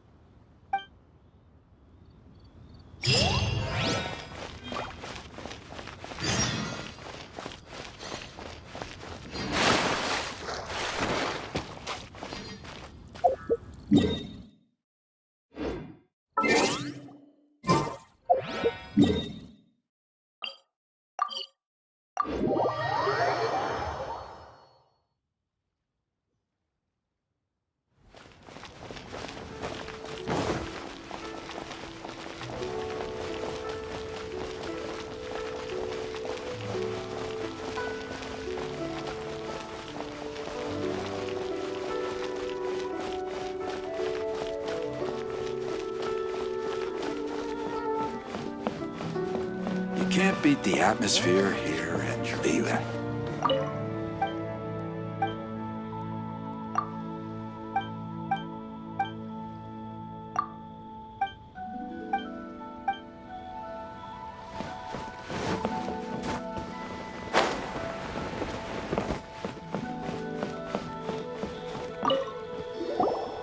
Hey, boss, do you sell silk flowers here? Silk flowers? We certainly do. Which kind would you like? Which kind? The good kind? The best kind? Remind Paimon what kinds there are again. Ugh, you ignorant shoppers. Always coming in here with your stupid questions. Golden House Maiden, Valley Weaver, and Fate's Yearning. One of each to start with, if you don't mind. My goodness, this gentleman is quite the connoisseur. You two must be his servants. Please refrain from any further attempts to contribute. Now then, please peruse at your leisure. Do let me know if you have any further thoughts. Silk flowers exhibit different properties based on how their environmental conditions differ from their ancestral habitat. Nevertheless, these are fine specimens, excellently preserved. Just look at the abundant foliage here, and these stamens, glamorous as a maiden of the Golden House. This strain is an evergreen, and mostly grows under complex hydrological conditions.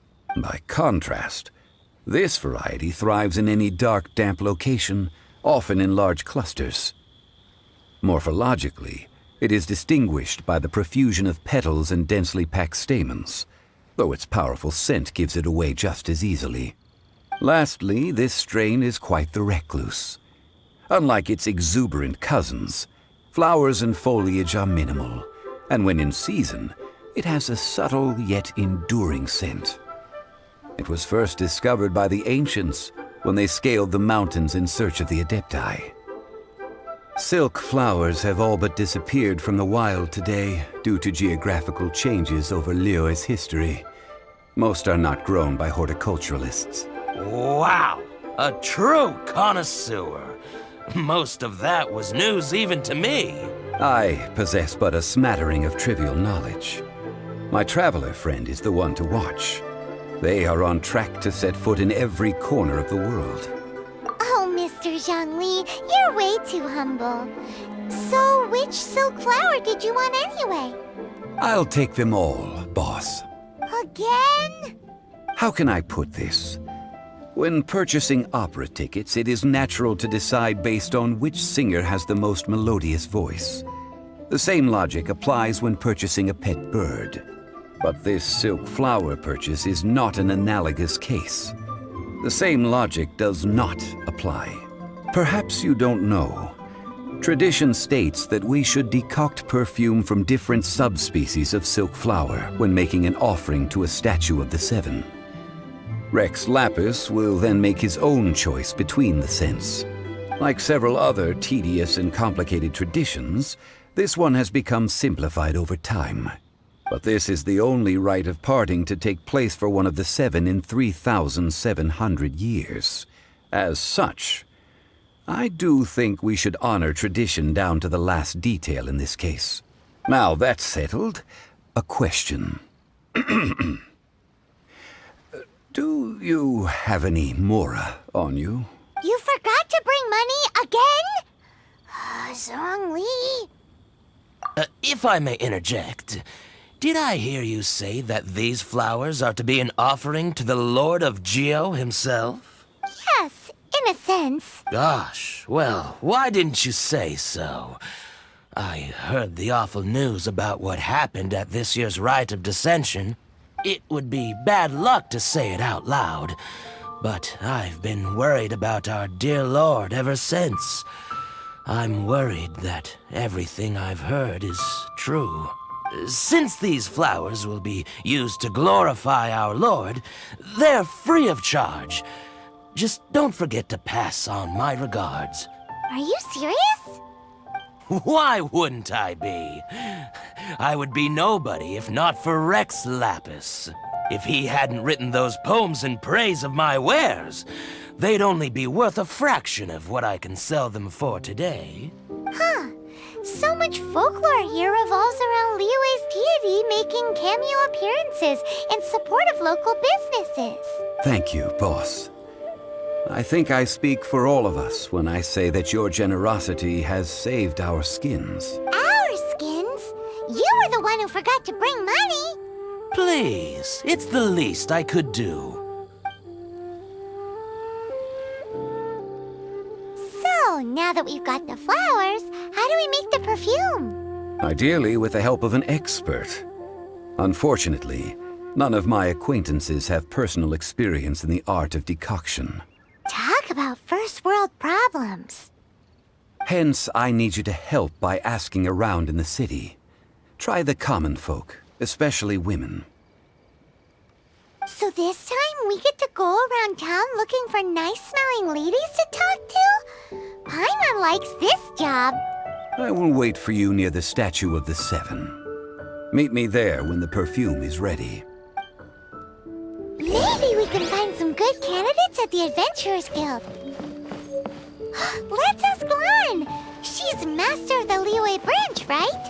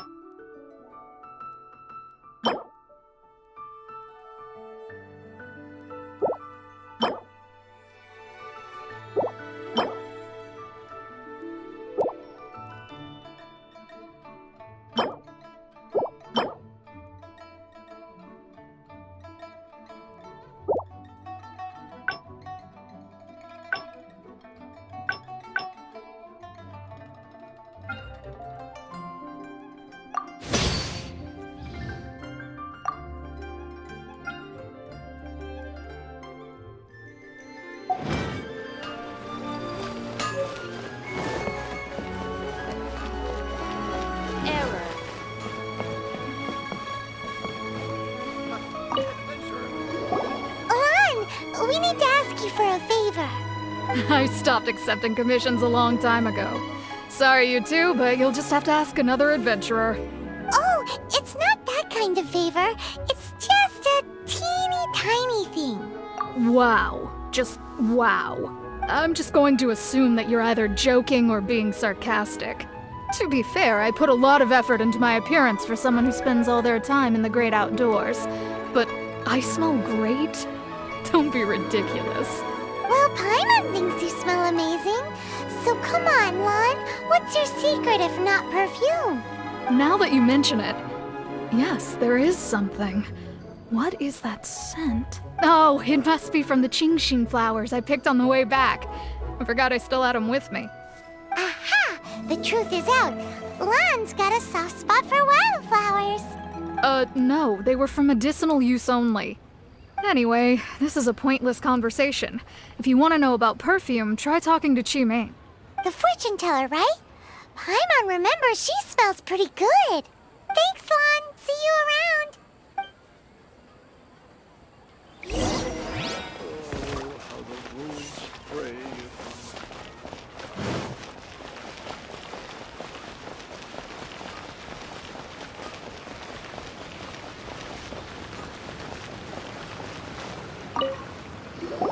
Hello. How may I help? We've come to ask you a question.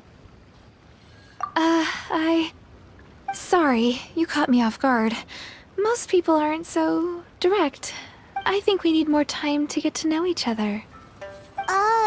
We just wanted to know what perfume you normally use. Oh, well, I don't actually use any. That said, some of the cosmetics I use are scented. Perhaps that's the cause of this confusion. Since I usually set up my stall by the docks, I avoid perfume like the plague, because Celestia forbid those lusty sailors catch a whiff and come hunting for the source.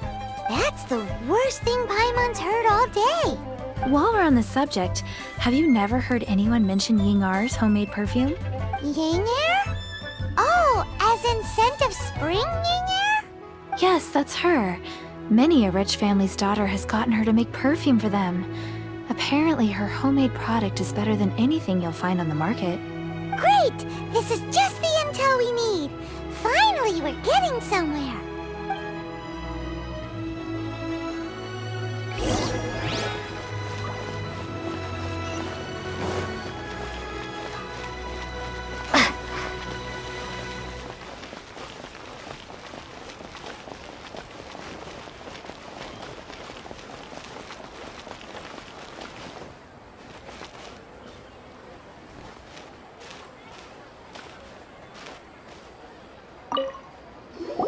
Well, hello. You found me at last. I've been waiting for you. What? How did you know we were coming? Oh, I heard a rumor about a couple who were snooping around town looking for a sweet-smelling lady.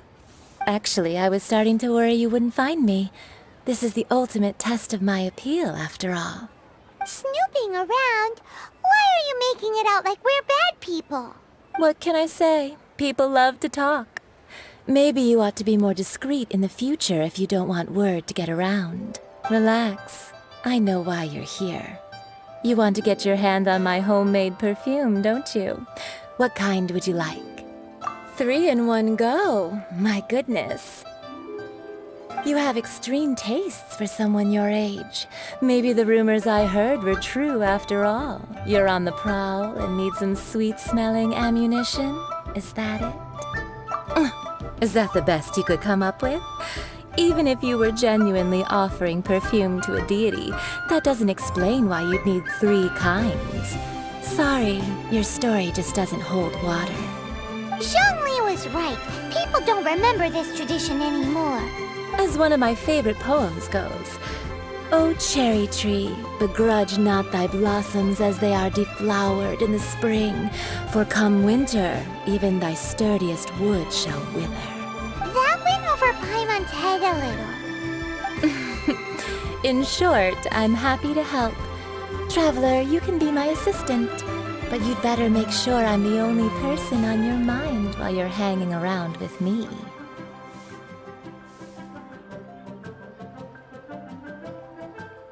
So, where is a good place for making sweet, sweet perfume?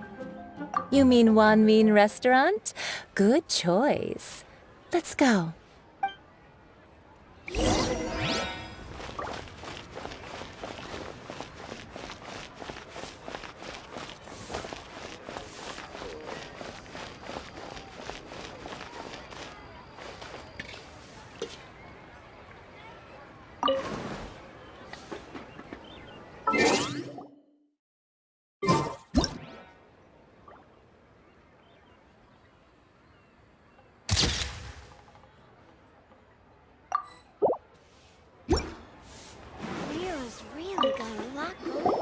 I've had a word with Chef Mao. We can start work now. Are you ready to please me?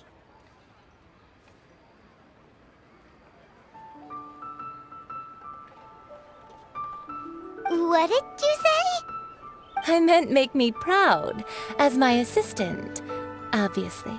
While I'm setting up, you can go and fetch some water. Cheap and tasty chop suey! Ugh.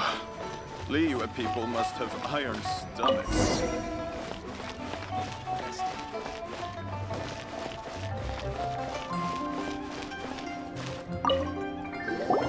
This water will do nicely. Now, I need you to extract the silk flower essence using a crafting bench. Perfume making uses an altogether different technique from alchemy. Here, let me teach you. Very carefully, take hold of the mortar and pestle. Gently does it.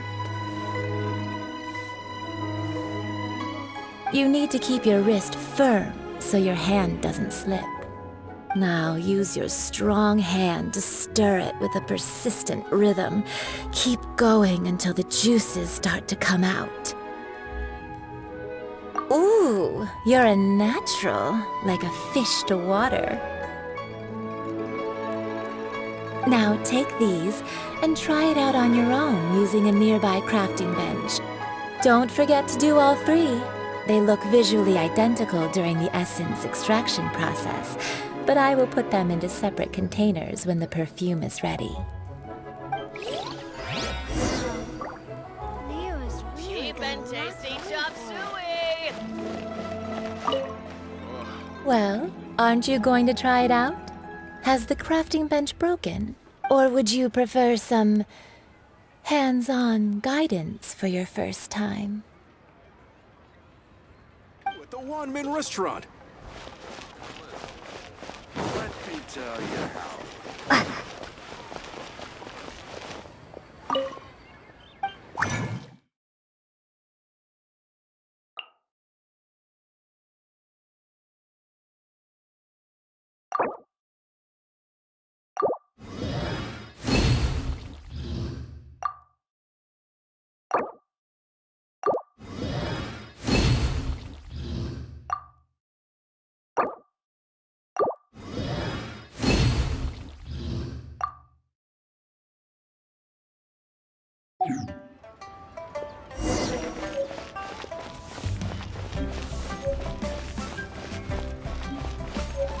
Try something new at the one-man restaurant.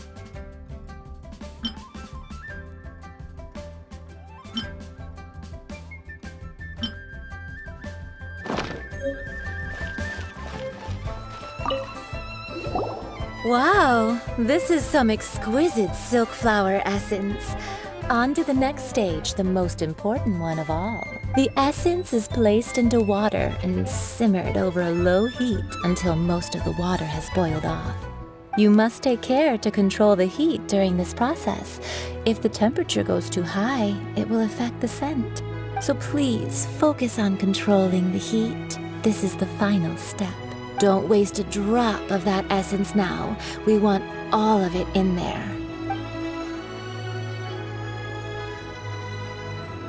All three perfumes are ready, and you, my friend, were a wonderful assistant. A testament to the lengths you will go to for romance. It's so rare to see nowadays. Wow, you actually remembered my throwaway comment. You know, you're cuter than people give you credit for. If I didn't have my guard up, I can see how easily one could be taken in. Anyway, shall I give you a brief overview of each scent? It might just help you match the right scent to the right occasion. Paimon wants to hear this. This first one is sweet as candy, straight out of a fairy tale. Younger women will love it. The second one is for those with more refined tastes, the first choice for daughters of high society. Finally, the third one has a soft but lingering scent, like a mist that captures the last light of dusk. Mature women adore this one. All clear? Don't get them mixed up now. You'll ruin the mood. Good. Be sure to come visit if you ever need help with anything, okay? I'll leave you with some parting words. One who tries to sail 3 boats simultaneously should be careful not to go overboard.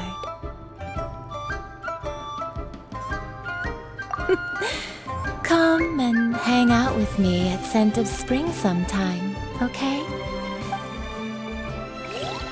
Let's take these 3 perfumes over to the Statue of the Seven. Mr. Zhongli's probably been waiting a while.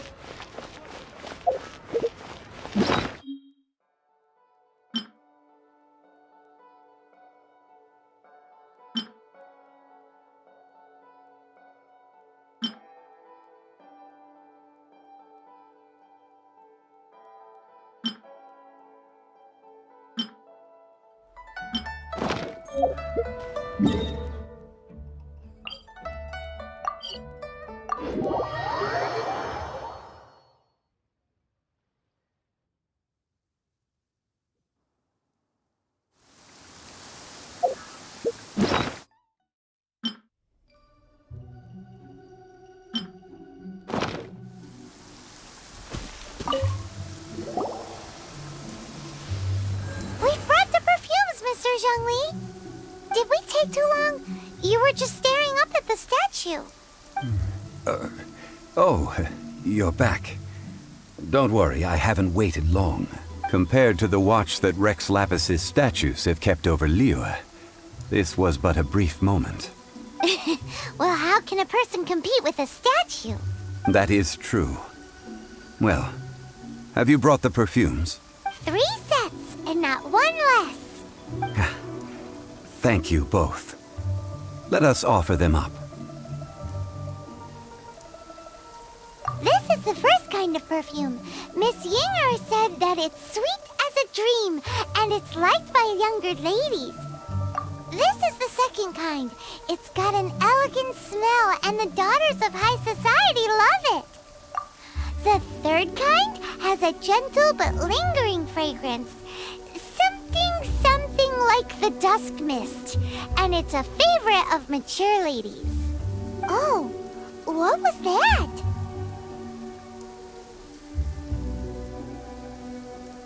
That's the one older ladies like, right? Does that mean that Rex Lapis is actually an older lady? Perhaps. Perhaps. Rex Lapis has taken on countless forms. Perhaps that really was one of them. What a shame. We only got to see the giant dragon form, and... Let's hope the Qixing can catch the real killer. We can leave that to the authorities. Let us focus on the fond farewell for Rex Lapis. So, we finished another step in our preparations. What's next? Next, I would like the two of you to help me borrow the cleansing bell. Cleansing bell? At present, a friend of mine named Madame Ping is the guardian of the cleansing bell. She lives near Yujing Terrace. If you ask her, she will know what to do. Sure, but aren't you going to come with us? Ah, I have certain reasons why I cannot be there in person. Please, do this for me. Man, why has he gotta be so secretive this time?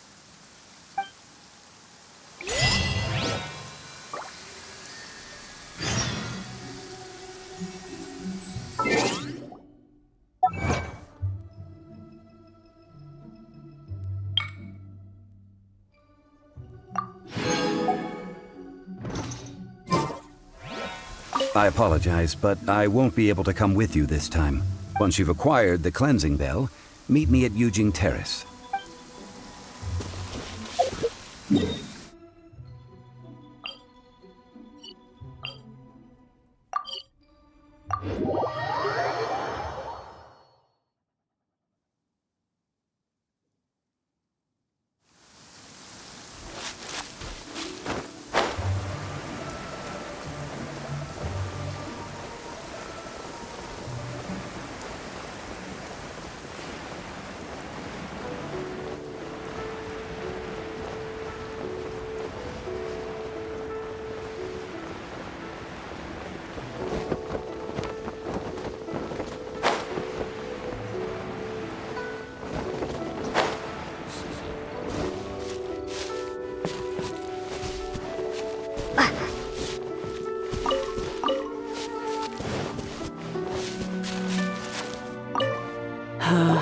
All things must change.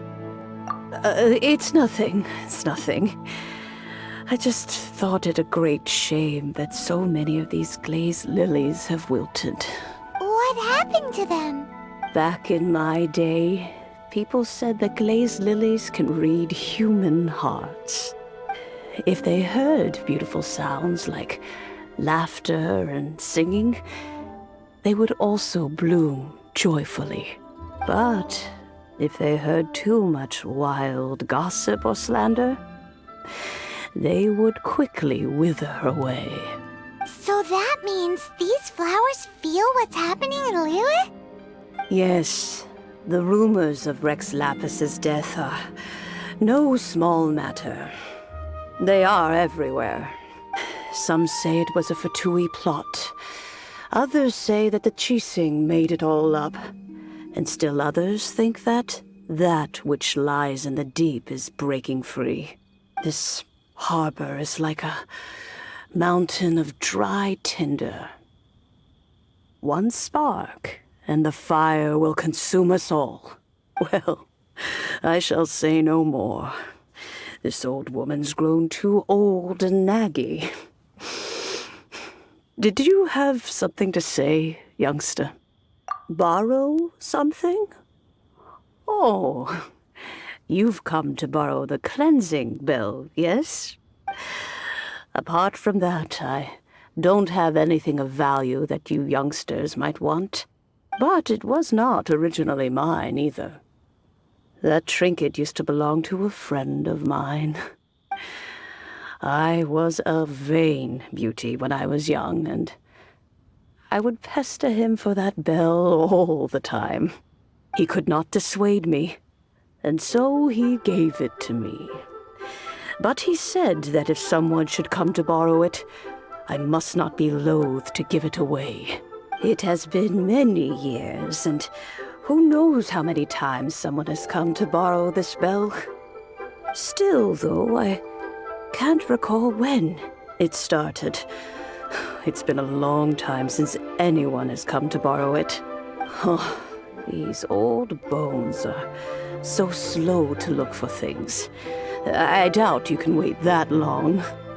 What a weird thing to be proud of. All right, children, there is no need to worry. I didn't place the bell very far away. Do you live near here, Granny? Whoa, but this is Eugene Terrace. It's gotta be expensive. Oh, an old lady like me can't afford to buy a place in this city. See this ceramic teapot?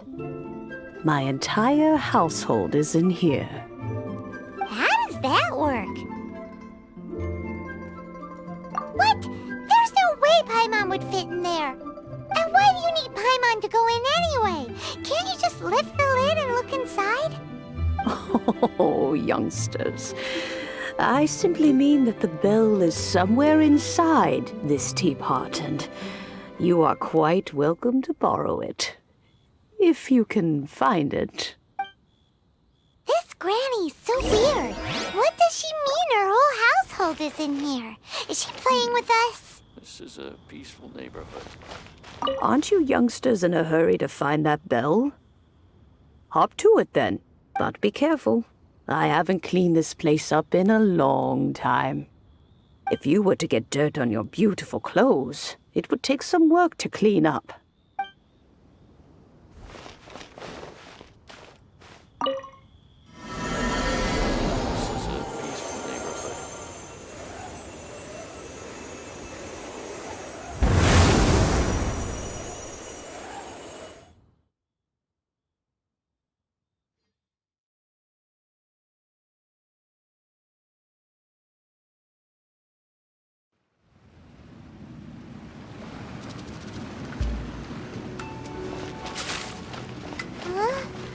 Where are we? What just happened? Youngsters, this is where this old woman keeps all her things. Quickly now, go fetch that bell. Whoa! That sounds like Granny's voice. So, this is her teapot? What's going on? Oh dear, so many cobwebs. It seems I really haven't cleaned it in a long while. Sorry to trouble you, children. Please help an old lady clean up.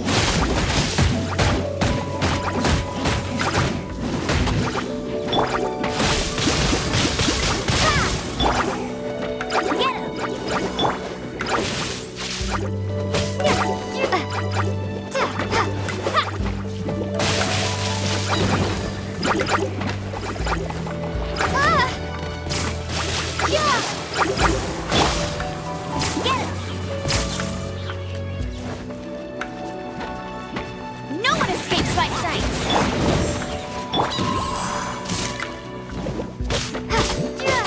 Swingblade!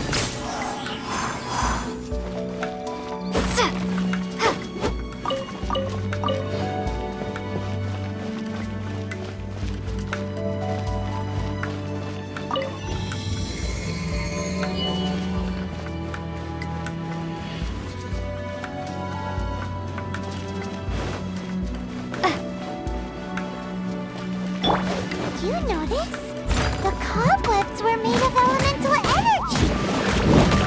How long has it been since Granny last swept this place?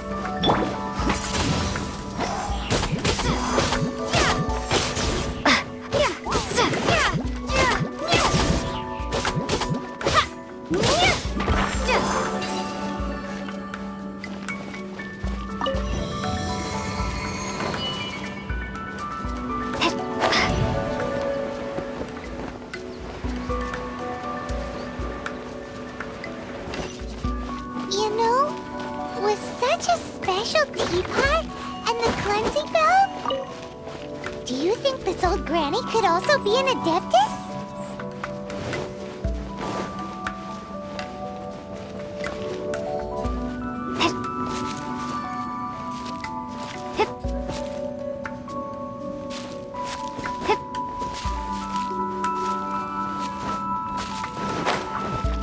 Paimon's more and more convinced that she's an adeptus.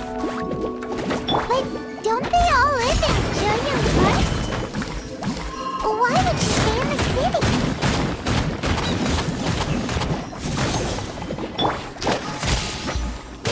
Prepare to be blown away!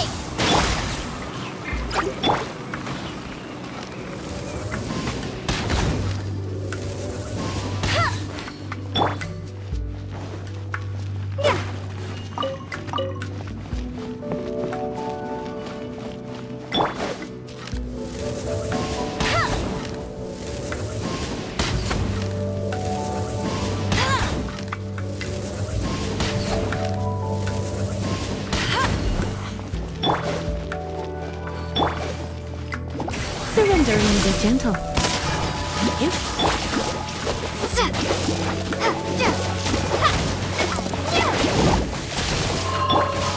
Let it rain! You're in for a little shock. Windblade! I must leave no stone unturned.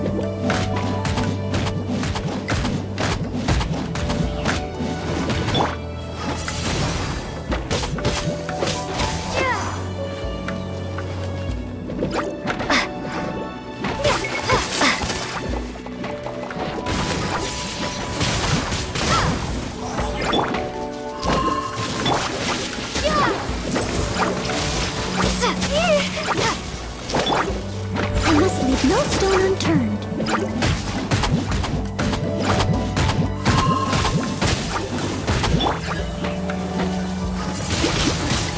Windblade!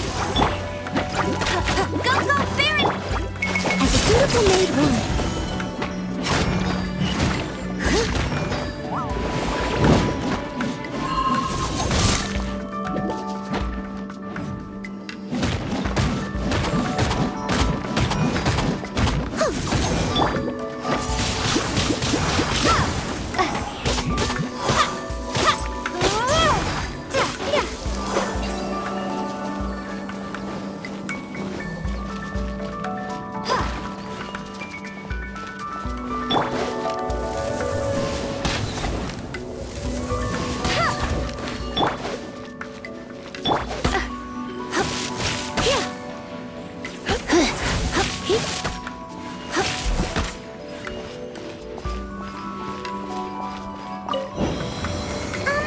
How many levels does this teapot have? It would be nice if we had one of these too. Or at least we wouldn't have to camp outside.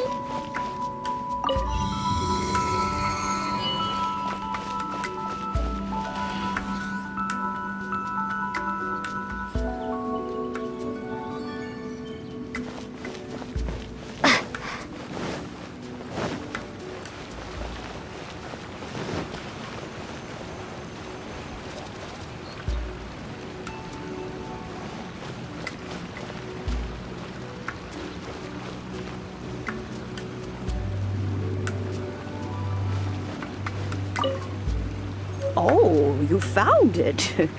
Youngsters are so quick on their feet. Oh, now, let me see. All right, that'll do. Come on out now, children.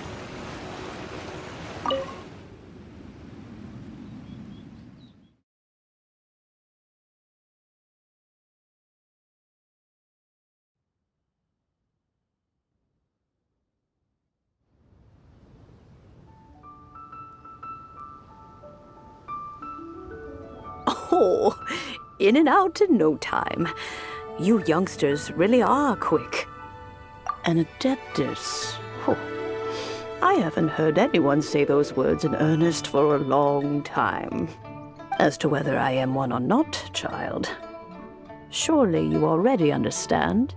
Paimon kinda knows what you mean, but is also kinda confused. Are you really giving us the bell just like that, Granny? Don't you think it's weird? Something's just happened to Rex Lapis and then we come running up asking for it? Oh, don't be silly. Liyue Harbor has been through a great deal in its history. In that time, it has seen the departure of countless Adepti. But no matter what, we have always performed the rite of parting first before any other matters. To cry, "Catch the murderer," at the top of one's lungs, but ignore the rite of parting. That, to me, is what is wrong-headed. Now that you have come to borrow the bell, I guess that perhaps an old friend of mine has finally decided to take matters into their own hands. So, why would I be unwilling to lend you the bell? Oh? Well, if it came to that, they would find a certain old lady knocking at their door. We haven't met in a while anyway. It would be nice to share a drink and chat. Well, you must have things to do. Since you have the bell, you should return. Oh, and do tell the person who sent you that if they have time, they can come over for tea. I don't have much to offer, but you can always count on an old lady for a pot of tea. We will. Thanks, Granny.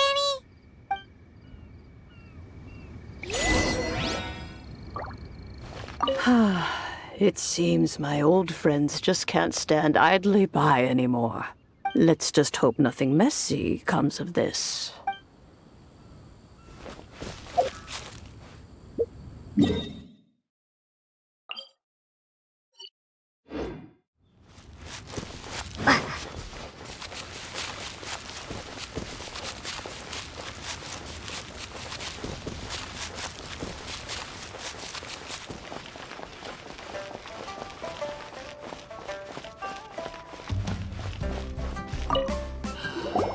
Indeed, this is the cleansing bell. It's in good condition. Let's place the perfume we've prepared inside. An adeptus. That's suspicious. But if you don't want to talk about it, we won't pry. Oh, yes, that old granny asked us to tell you something. If you have the time, you can come over for tea. I don't have much to offer, but you can always count on an old lady for a pot of tea. That tone does not suit you. Still, her teapot is indeed very good. There are none better for brewing tea. When a suitable time arrives, I'll bring a spot of fine tea and pay her a visit. So what's the next step in our preparations? Next, we need to purchase kites. Ooh, Paimon loves kites! Are you taking us kite flying? Is this our break time? No. Kites are children's toys, yes. But they also play various symbolic roles in Liyue's rituals. I will explain it to you. But our next course of action should probably be to purchase the kites first. Oh, sure. Curiouser and curiouser.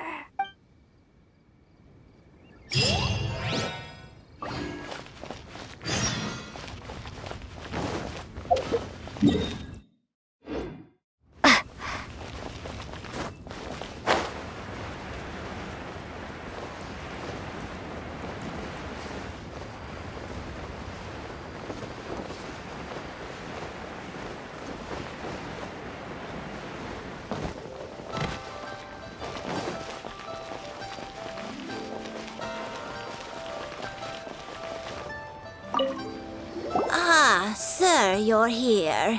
The 7 kites you asked for have been made to order. Would you like to take them now? Yes, thank you.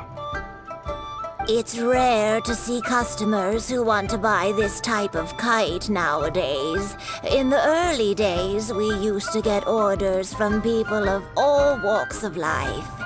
Well, this is Mr. Zhongli from the Wangsheng Funeral Parlor, so he's probably well-versed in all these walks of life. We've talked about a whole bunch of things while traveling with him. He seems to know Liyue's favorite topics, money and government, really well, but he likes talking about less useful topics instead. Well, that's because I prefer to share fun things with you. Children's toys are very fun things, that's for sure. I enjoy watching the children at play as much as anyone else, but there is more to it than that. Finely crafted toys are well loved by children, but this craft itself has been honed over thousands of years, and there is meaning behind that. I have made kites in Liyue for 40 years, and I am intimately familiar with the forms passed down from my ancestors. The meaning of these 7 kites is far from banal. Indeed. These are decorations used in the rite of parting. The 7 kites represent the 7. I took the liberty of coloring outside the lines when doing the insignia of the Animo Archon. As for the kite that honors the Geo Archon, one must follow the contract given right down to the last letter. These patterns are ancient, and you can also find them in the Golden House. Ah, Paimon's heard that name before. Huh? The design of this kite displays a firm grasp on the cyclicality and eternity so dear to the Electro Archon. These markings of tree and leaf pay due honor to wisdom and the passage of time. All this on a single kite. Truly astonishing. Justice flows across the surface of the waters. War rages like a flame, as does that which the Cryo Archon once... Yes, these details are masterfully done. The compliments of a learned man truly are pleasant. Well then, Granny Shan, I shall take these back with me. As for the payment... Well, allow me.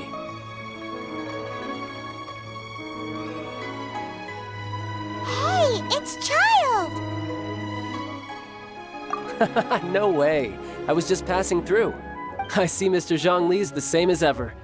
When paying, well, when getting others to pay for him, he neither looks at the price tag nor his wallet. He knows a great deal about money, and about the trials of the common man. He just doesn't consider poverty to be something that could ever happen to him. Or perhaps you could say that he cannot imagine himself lacking money. How has he not died of hunger yet? Child, you are as fond of jokes as ever. Well then, since we've purchased our kites without incident, there's no need to take a break before moving to the next step in our preparations. The rite of parting requires helping hands as well as materials. We should be able to find some people near the harbor. Oh, by the way, take this bag of money. You probably won't want to let Zhongli do the bargaining, if you know what I mean. Seems I missed out on some interesting information. I suppose I'll just have to find a more opportune moment next time. What should I try this time?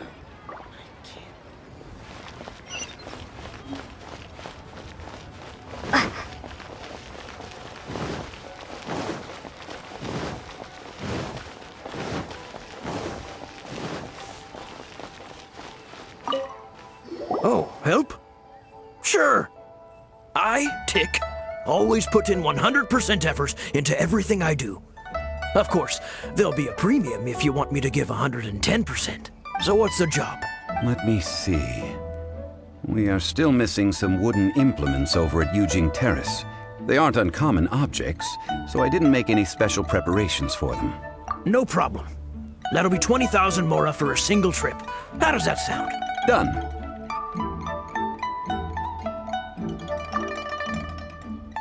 Oh, you're a straight shooter, huh? We have a deal.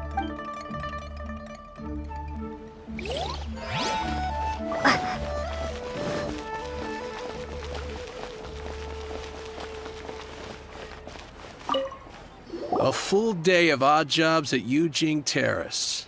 No problem. 25,000 per day. A fair trade, yes? Whoa, that's expensive. Could you give us a bit of a discount on account of the whole Hero of Mondstadt thing? Hero of Mondstadt? Never heard of them. Well, you may never have heard of this hero, but it seems you've heard of Mora nonetheless. Thus, I will simply pay the whole sum.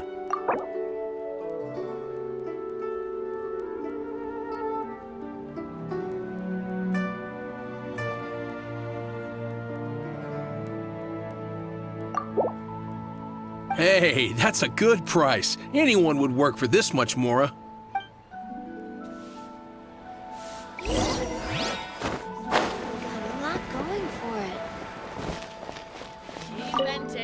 Hiring help? Sure. But let me just say first that I'm a reserve member of the Adventurers Guild. I take adventuring commissions, but I don't do anything clerical. Adventure? Venturing into the mountains to capture a few crystal flies seems adventurous enough. That's not hard. Almost a bit too easy for a reserve adventurer. Never mind. I'll only charge you 15,000 Mora. What say you? A most fair price. This is all you've got? Then no can do. Child? No. He's putting up the money? Still, no. Wouldn't that mean that I have to make 2 trips rather than 1? How about this? Let's make a trade. I'll take what you're offering right now, and get me a piece of iron ore. I'll take that as payment to go see that child person. What do you think? Guess we've got no choice.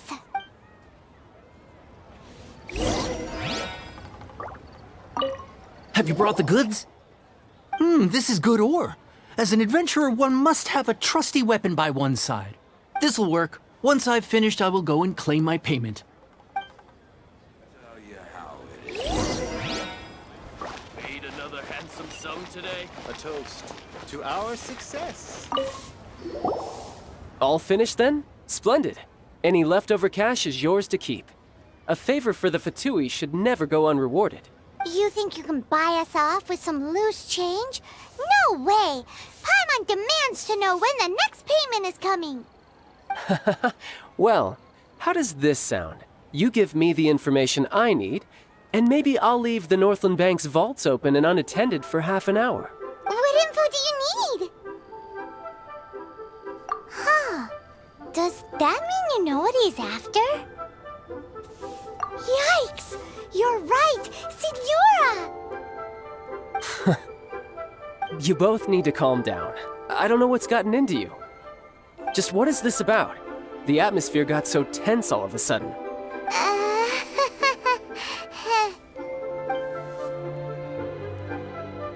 Next, we need some everlasting incense. For this, we need to go to Boo Boo Pharmacy, the finest pharmacy in all of...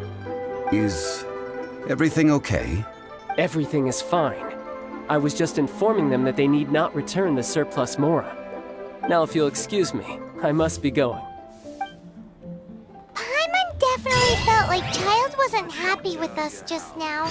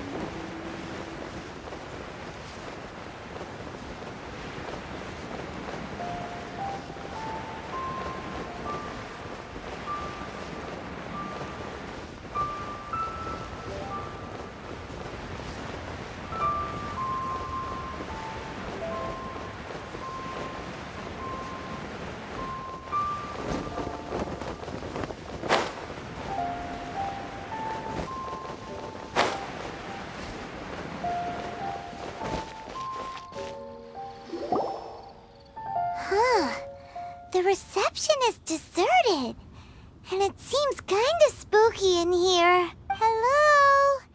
Is anybody there? Welcome to Boo Boo Pharmacy. Huh?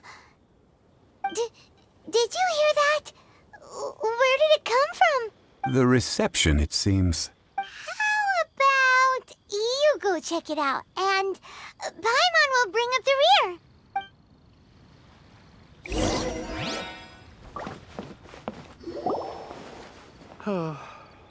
So many medicines, but no cure for heartache.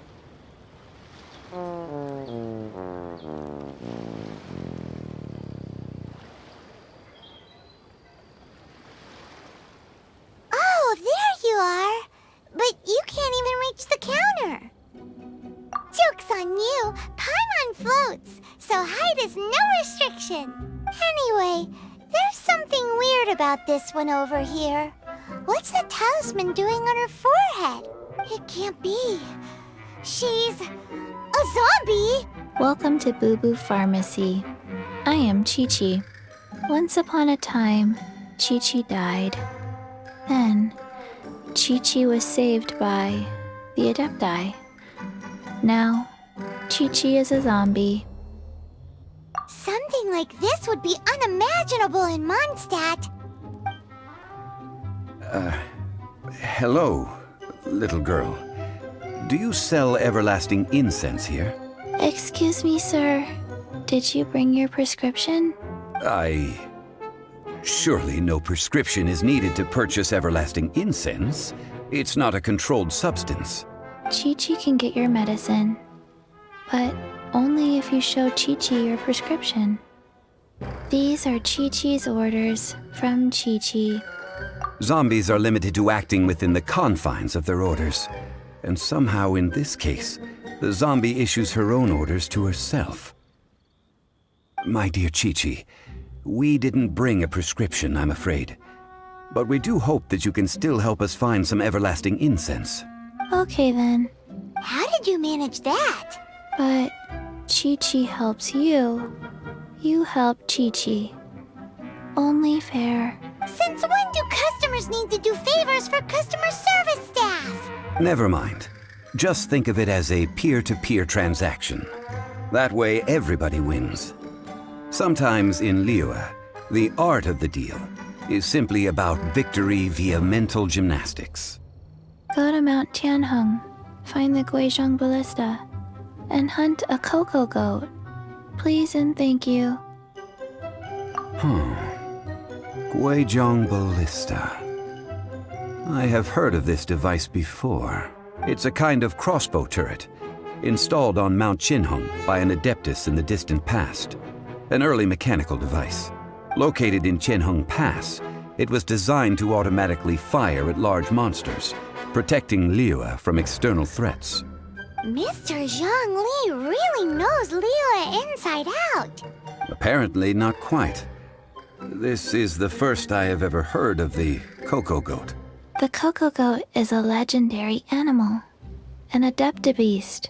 Did you want to add anything else, or...?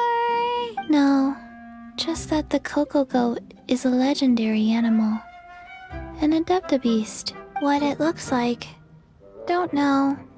Where to find it, don't know either. Where it came from, also don't know. Very well then.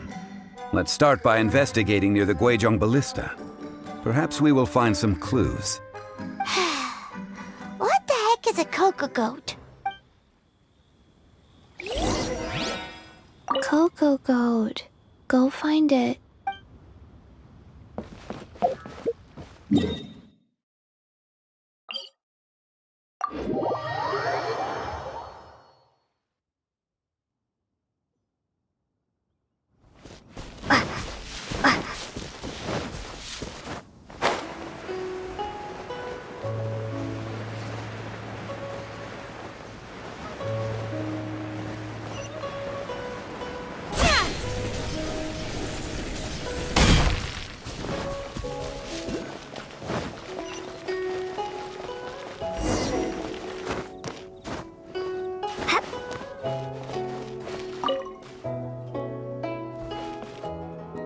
It's huge! Paimon can totally believe it took an Adeptus to build this. But how do you operate this thing? Just think how much strength you would need. It is currently inoperable in any case. This device is broken. Aw, what? It broke? After millennia of wear and tear, even Adepti contraptions are difficult to maintain. So what are we gonna do? Quick, Mr. Zhongli, use your unlimited high society knowledge powers! You almost make it sound like I'm some sort of bourgeois parasite whose only utility lies in providing quaint pieces of trivia on demand. That said, let me think for a moment. Ah, yes. Spare parts were made for the Guizhong Ballista when it was first built, in case it was damaged in battle. As I recall, there is a military supply post from that period somewhere inside the pass. If we can retrieve the spare parts from where they are stored, we may be able to repair the Guizhong Ballista. One just needs to understand the basic working principles of the device.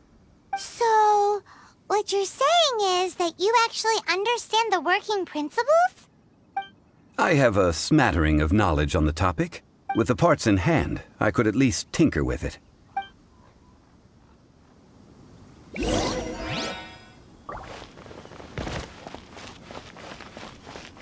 Where is that supply post? Here, post...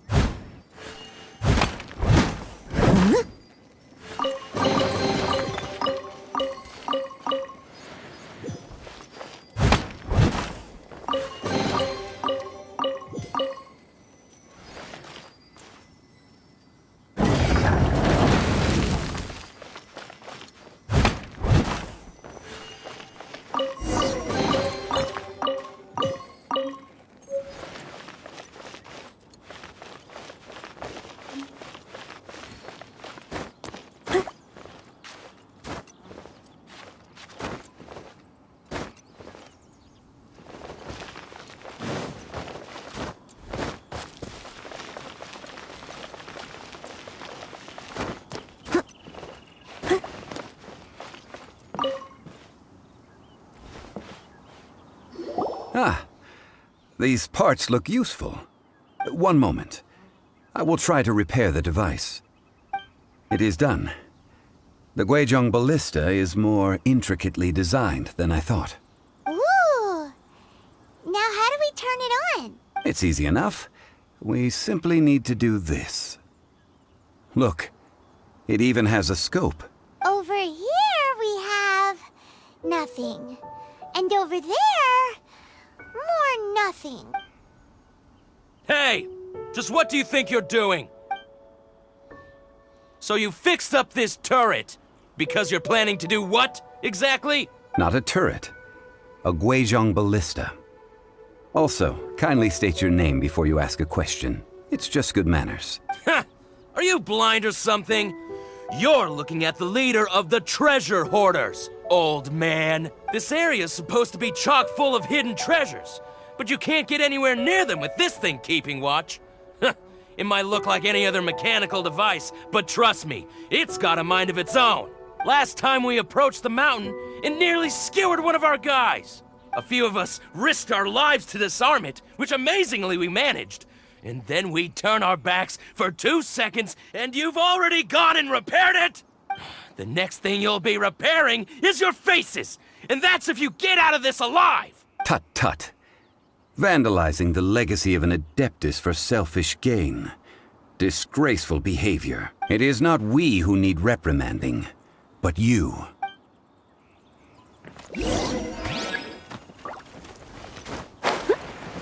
Want to tear my hammer? Steady as stone. You're open!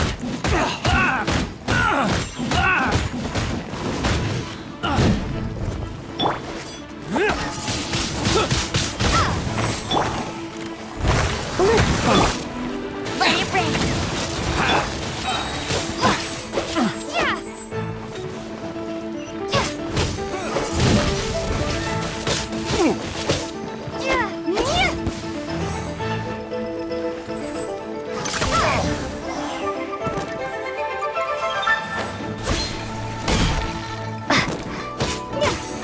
Prepare to be blown away! Another test subject. Ah!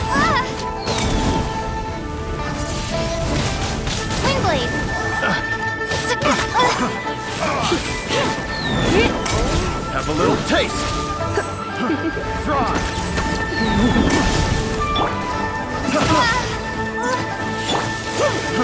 Fry. Let it rip. Time to clean up. I got carried.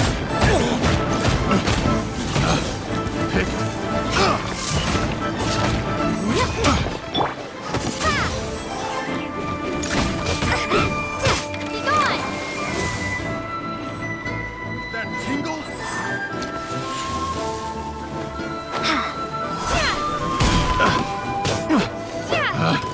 Picked. You're open. You're open. Try not to enjoy. No one escapes my sights. Windblade.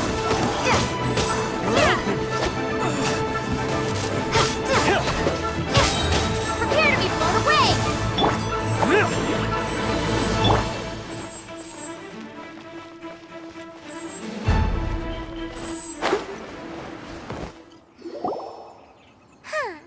These lowlifes didn't know who they were messing with. Troubling ourselves over this rabble is not worth the time. We should focus on our contract with Chi-Chi. Oh yeah, that! So we've got the Guizhong ballista working, but where's our Coca goat? A search using the Guizhong ballista revealed no significant life forms nearby, save for the usual wildlife. What's more, a contraption built using Adeptus technology should have no trouble detecting an Adeptabeast, as Chi-Chi put it. Which means... Paimon wouldn't go that far. We did something positive, right? We won't solve anything while standing here and racking our brains. Let's return to Boo Boo Pharmacy, explain that we could not find a Coco Goat, and review our next step. Good idea. We did our best, and that's what counts.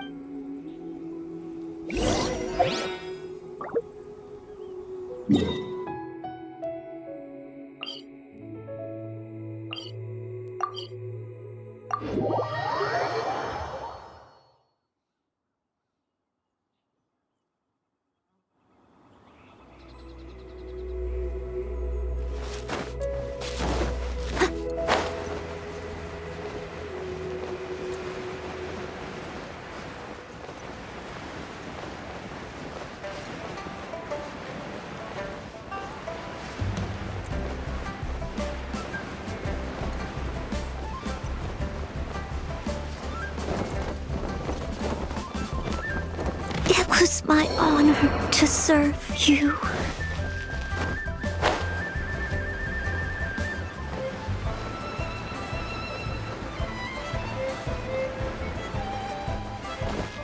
I don't want to.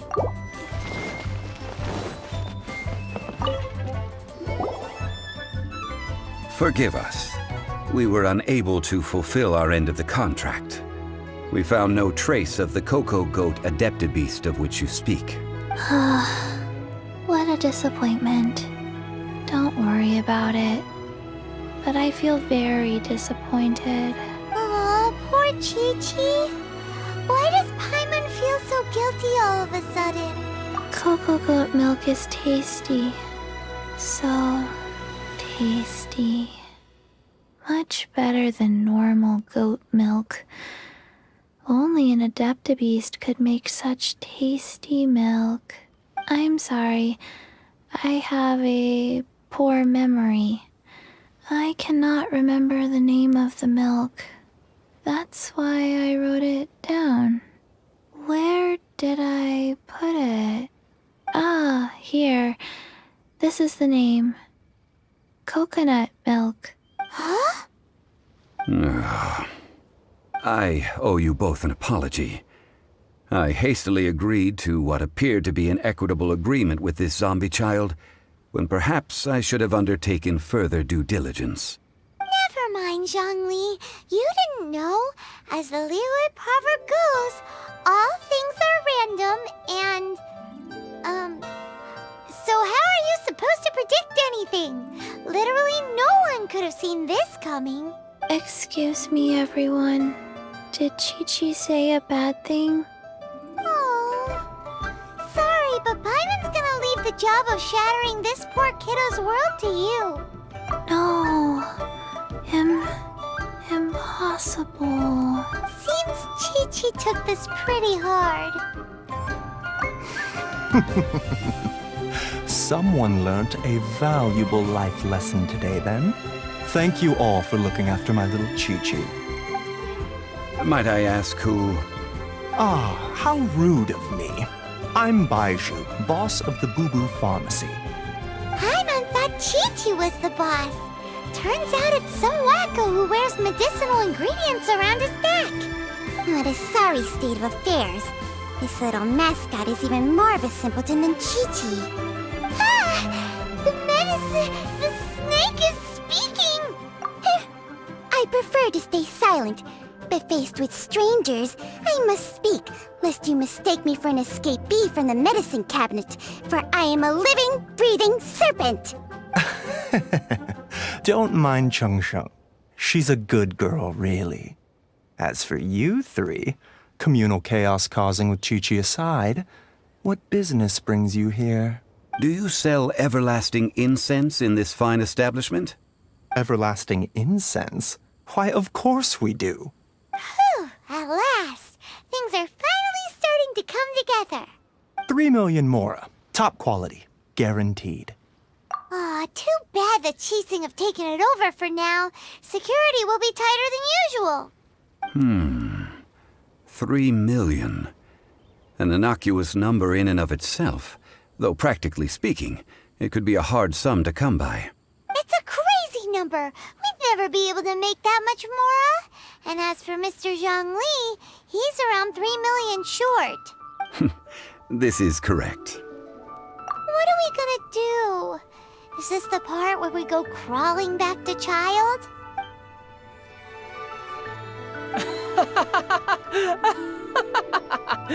Coco Goat! Coco Goat! My sides hurt. Oh my goodness. I cannot believe you fell for that. Hey, less laughter, more sympathy. I'm almost in tears over here. Thank you. That was the best laugh I've had in a long time. In return, I'm more than happy to sort out this mess you've managed to get yourselves into. Excuse me, sir. Dr. Baiju, isn't it? Truly honored. I'm Child, one of the Fatui Harbingers. Forgive my audacity, but I see a great many opportunities for us to collaborate in the future. If Boo Boo Pharmacy needed a stable supply of, say, coconut milk, the Fatui could help by setting up a robust and speedy distribution network. Strange. I knew the Fatui infiltrated businesses with seductive deals, but so much fuss over coconut milk? Coconut milk. Baiju, quick. Chi-Chi wants coconut milk. Ah, yes, of course, Chi-Chi. Anything you want. Thank you, Child. I look forward to a successful collaboration in the future. I can give you a discount on that everlasting incense, too. Let's say 2,990,000 mora. That's like 0 difference from 3 million. 2,990,000. Also an innocuous number in and of itself, though practically speaking, it is a whole 10,000 less than the original sum of 3 million. Well, now that this is settled, we must head back to Yujing Terrace. Mr. Child, Dr. Baiju, Little Miss Chi-Chi, see you soon.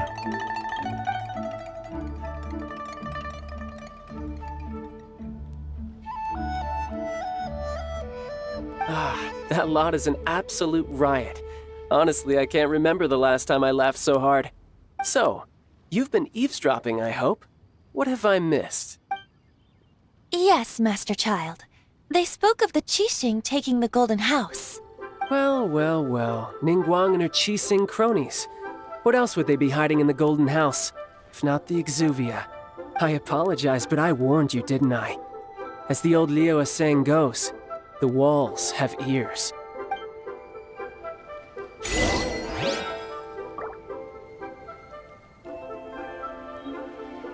This is good. There will be coconut milk from now on. Yes, it's good. What an odd exchange we've had. Well, I look forward to your patronage in the future as well. That sound is the laughter of a man who's found new people to fleece. Consider yourselves warned. This is good. What an odd exchange we've had. That sound is the laugh.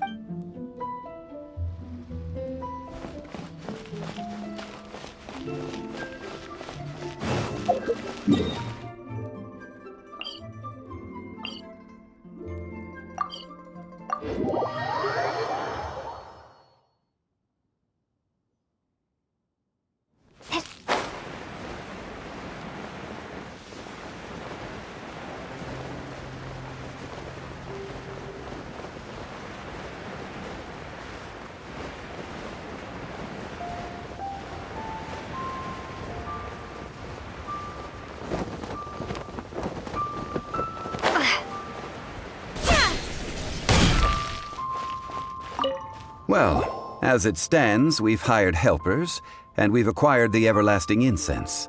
The completion of our preparations is not far off. Whew, finally! Well, traveler, have you gained anything from our adventure so far? Odd? Which is it, I wonder? The questions that such travels raise are ever so complicated. Well, I'll leave you to ruminate over it yourself. As to remuneration for your help, I've decided to treat you to a meal. Oh, yes, don't worry. I will remember to bring the Mora this time. Tonight, I shall take you both to an old hole-in-the-wall, praised throughout Liyue. Hole in the wall? As in a cool restaurant? Indeed. Let us meet near the harbor, at third round knockout.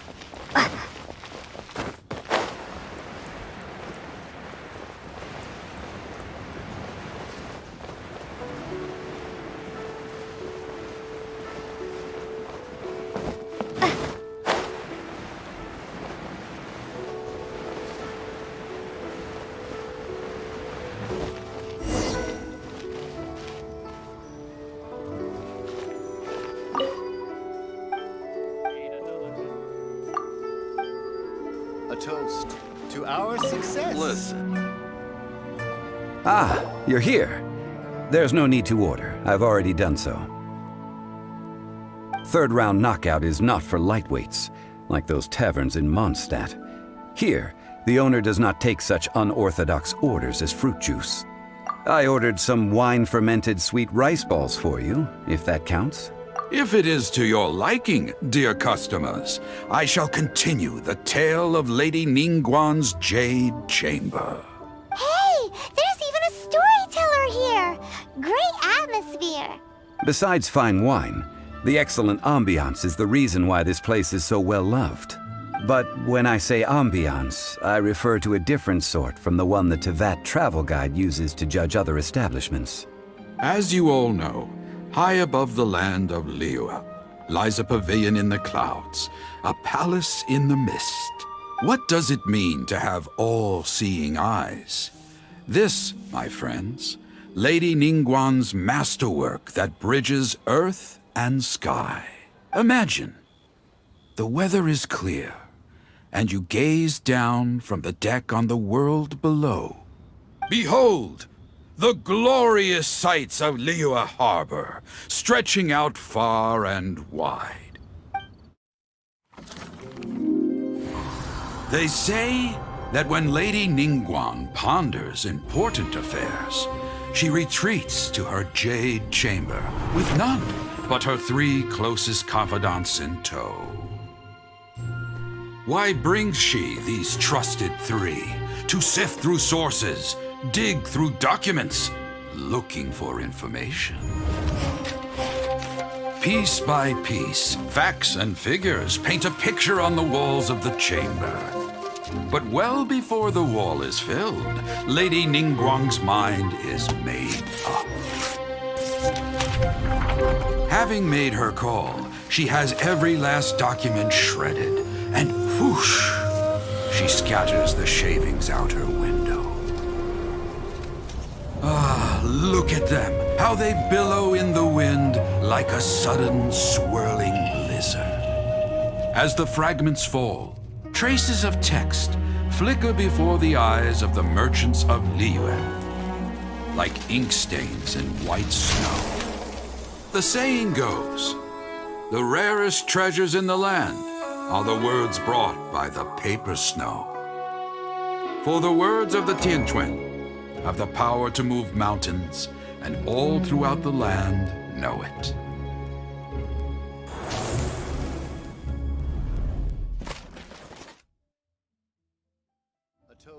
These are but scraps of paper, and yet they guide Lady Ningguang's hand. Such is their value. Merely grasping 1 or 2 of them will surely gift you a fragment of her wisdom, enough to stay a step or 2 ahead of your peers. Tianquan Ningguang. Feels like we're hearing this name a lot. Liyue locals talk about her. The Fatui hate her. She's most likely the one who hid the Exuvia, and we saw her at the Rite of Dissension. Huh. Paimon wonders what sort of person she is. At last I have found you. You who returned from Jueyun Karst. Who's there? Wait, I am not with the Millelith, nor am I here to claim your bounty. However, I am an emissary of the Liyue Qixing. My name is Ganyu, secretary at the Yuehai Pavilion, and I have come specifically to meet you. Well, in concrete terms, I am the corporate secretary for the Qixing. At the moment, I am serving as Lady Ningguang's special emissary. Ningguang sent you? We were literally just talking about her. My apologies, you who have returned from Jueyun Karst. I am duty-bound and cannot extend my courtesy to you in full. But I have with me a letter from Lady Ningguang. She extends a formal invitation to you in her capacity as Tianquan. She invites you to her palace in the sky. An official invitation? Lady Ningguang said this. Invite her to come here. I wish to meet her. At the Jade Chamber, together we shall snip every one of these entwining dark threads. A toast to our Another success. handsome sum today. And with that, the emissary who called herself Ganyu just disappeared. But we've received an invitation from the Liyue Qixing. Paimon still can't believe it. We'll be meeting people that have way more money than Paimon could ever count. We should be on our best manners. An invitation to visit the Jade Chamber is a rare honor indeed. You'd best be on your way now.